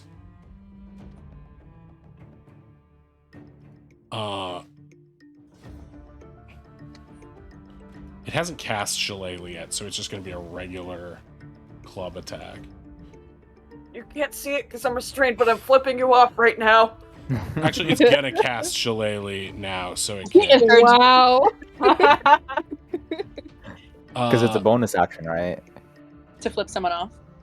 Yeah, exactly. Yeah. Oh, Shillelagh is a bonus action. You're right. So, Right. So it can cast a cantrip as a bonus action, because... What's that rule? You can't cast cantrip and spell on the same turn unless it's a bonus Yeah, I action? think multiple leveled spells or something like that. Yeah. Yeah, unless You you're short. can't do 2 level spells, but you can do a cantrip and a level spell. Unless Yes. sorcerers can with sorcery points. Right. Okay, so it's going to beat the shit out of Wei with 18. That'll hit for 12 bludgeoning. It is Finn's turn now. Okay. Well, I'm here in this bush. I'm here in this bush. I want to... Spray of cards is a cone. I hate that. But also, there are 2 things that I could probably hit at the same time with that, right? Your attacks have disadvantage right now, but if you have save or suck spells, then... Or anything like that, might be useful. Why am I helping you? A cone, wouldn't it? It'll be AoE, right? So. Yeah. Yep, let's do it. It's big damage. Okay. So you're gonna hit both of those with spray, and they have to make a dex saving throw, both of them? Okay. Yep. Well, Okay, here's the dryads. 20. Oof. Half damage for it. Woodwode. 16. Half damage for it. So they both take 4 force damage, correct? And they aren't blinded, which is the thing that can happen. Yeah. yeah. Ah, Okay. shit. I should have done my fire one. Okay. Alright, so they both take a smattering of damage, but it doesn't seem to do that much to them.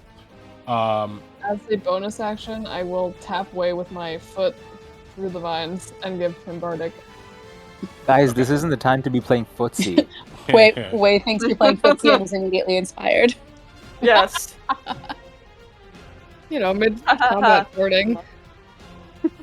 The danger makes it fun. I'm scared. It turned on. Yorkus is right there. That's my foot. Ew. What's happening? I mean, I guess I appreciate it. Finn, your butt is so firm. That's my butt, you fool.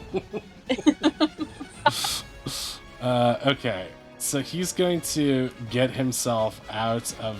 Wait. I need to look at his sheet real quick, because I haven't fought with him before. He's my new DM PC.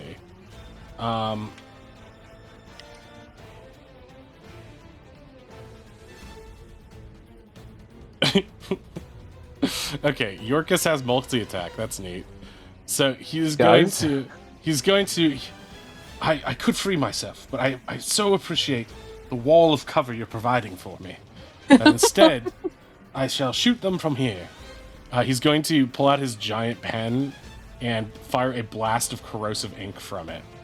Oh my god, it's a gun. Pen is a gun.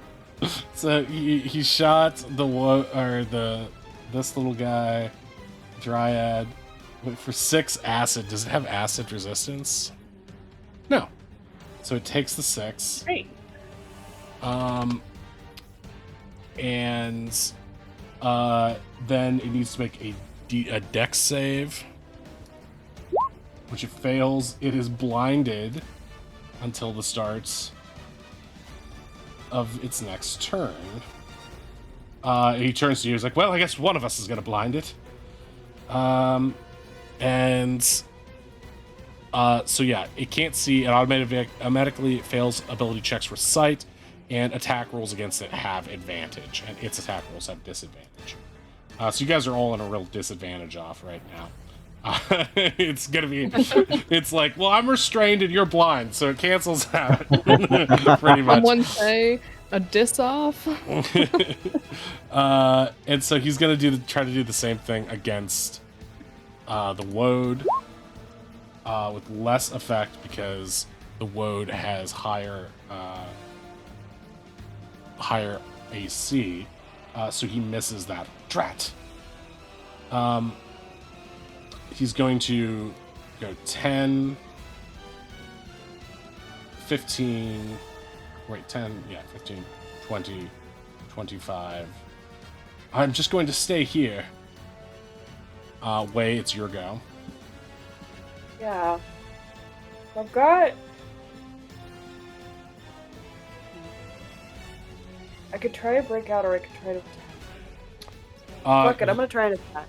Yeah, I would try to attack because you're at disadvantage, but it's she's also at disadvantage, yeah, so it cancels out. It cancels out. I love that for me. Wow. Okay, 8 will miss. Oh. 11 will miss. Can I bardic that? Yeah. Nice. Are you supposed to announce Bardic beforehand or after? Technically, yeah, it's after the roll before the result. After the roll before the result? Yeah, Yeah, like you so roll in and that before little you say gray space yeah. before DM declares the verdict. I'm gonna say what the hell. So you lose And I your would Bardic. like to smite. Okay. Hey. You you might would like to smite. Okay, yeah.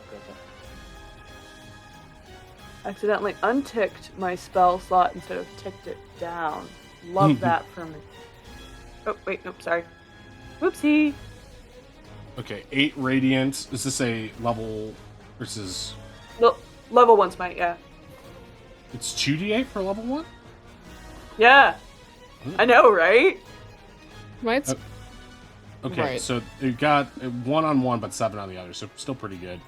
And so just 8 plus the 9, so that is 17 And damage. the 9 is also magical. Right. Either way, it is obliterated by this smite. You stab it and imbue that stab with holy energy, which radiates from the tip. You feel Fabian's voice in your mind saying, "Now you're playing with power, baby!" And putting on welding goggles, and like it looks like he's plugging in a plug in your brain, and the holy energy comes out of a various thorn and just explodes this thing into splinters, which fly in the opposite direction, thankfully. And as that happens, I say, just the tip! And then I turn up to the dryad, and my hands are restrained, but I try to do the, like, you're next kind of The hand woad? sign to this guy. Oh, that dryad. Okay. Yeah, like, you're on my shit list. Okay, so you can't move, so that's the end of that, right? The entangle is gone now because the dryad is the one that used it, right? This was the one that entangled us. Oh fuck! Yeah. I know, right? Stupid dryad. Correct, because that was the Don't one worry, that I'll did be down in Shillelagh. this thing. Chiblabla. Oz, it is your turn. What say we end the session after Oz's turn this time, and we'll start at the top of the order next time, since we're at midnight anyway. Sounds good. Works for me.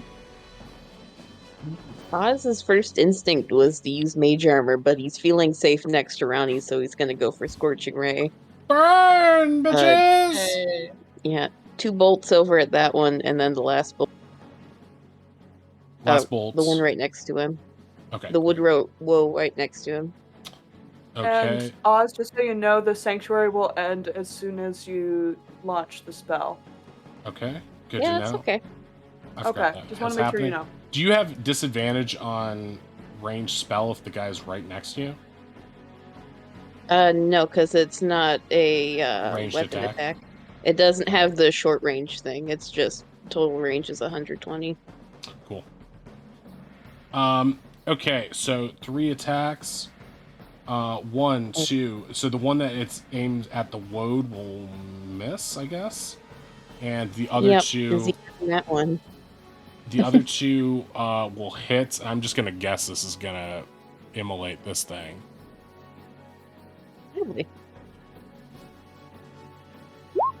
6 fire, 2 fire. Oh, 8s. Well, maybe not. He rolled very poorly. Okay, so this thing doesn't, surprisingly, or maybe because of their fey nature, this thing is not, even though it is one with plants, it is not weak to fire any more than anything else is. But it will take this damage, and it will take the bolt and be singed, a few of its leaves dropping off down the ravine. And that will bring Doesn't it the to- dryad need to make a concentration check? on its entangle? Yes, it does. Yeah. It took 2 attacks, so would that be 2 Two two concentration concentration Yep, that's 2 saves. checks. Okay. 1 fail. Done. Sick. Okay, so that's it. So you guys are no longer entangled. This is gone. I'm gonna take these. Nice work, From you. Oz. Yeah, that was a good job. And yeah, that one's still done. That's the end of Oz's turn, yes? Yep. Okay, and we will see how the rest of this battle goes next time. There's still 2 woodwoads at full health there or thereabouts, and 1 dryad remaining. We're still on the road to what seems like it might be a much bigger battle against a giant ape along the way. And we've just stumbled into 2 murder victims, or no, 3 today. So it's been a pretty wild day for the Sahuligan crew. We thank you all for being here, and we will be back next time at 8 p.m. You can check our VODs at this link here. And yeah, thank you very much. We will be back soon. Right now we are going to, let's see. Holy time. Let's raid out to Wolfmaster for the time being. He's doing some Holy Diver. And that's a pretty insane game if you've never seen it. Named after a Ronnie James Dio song. And it is a very cool 8-bit game that is busted because it's known for eating people's inputs. Meaning you press a button and the game just refuses to register it.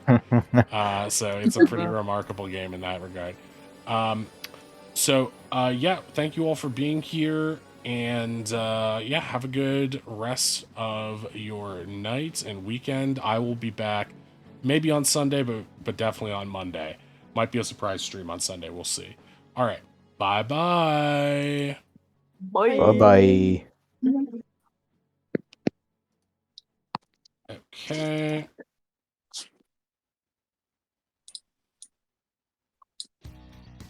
What a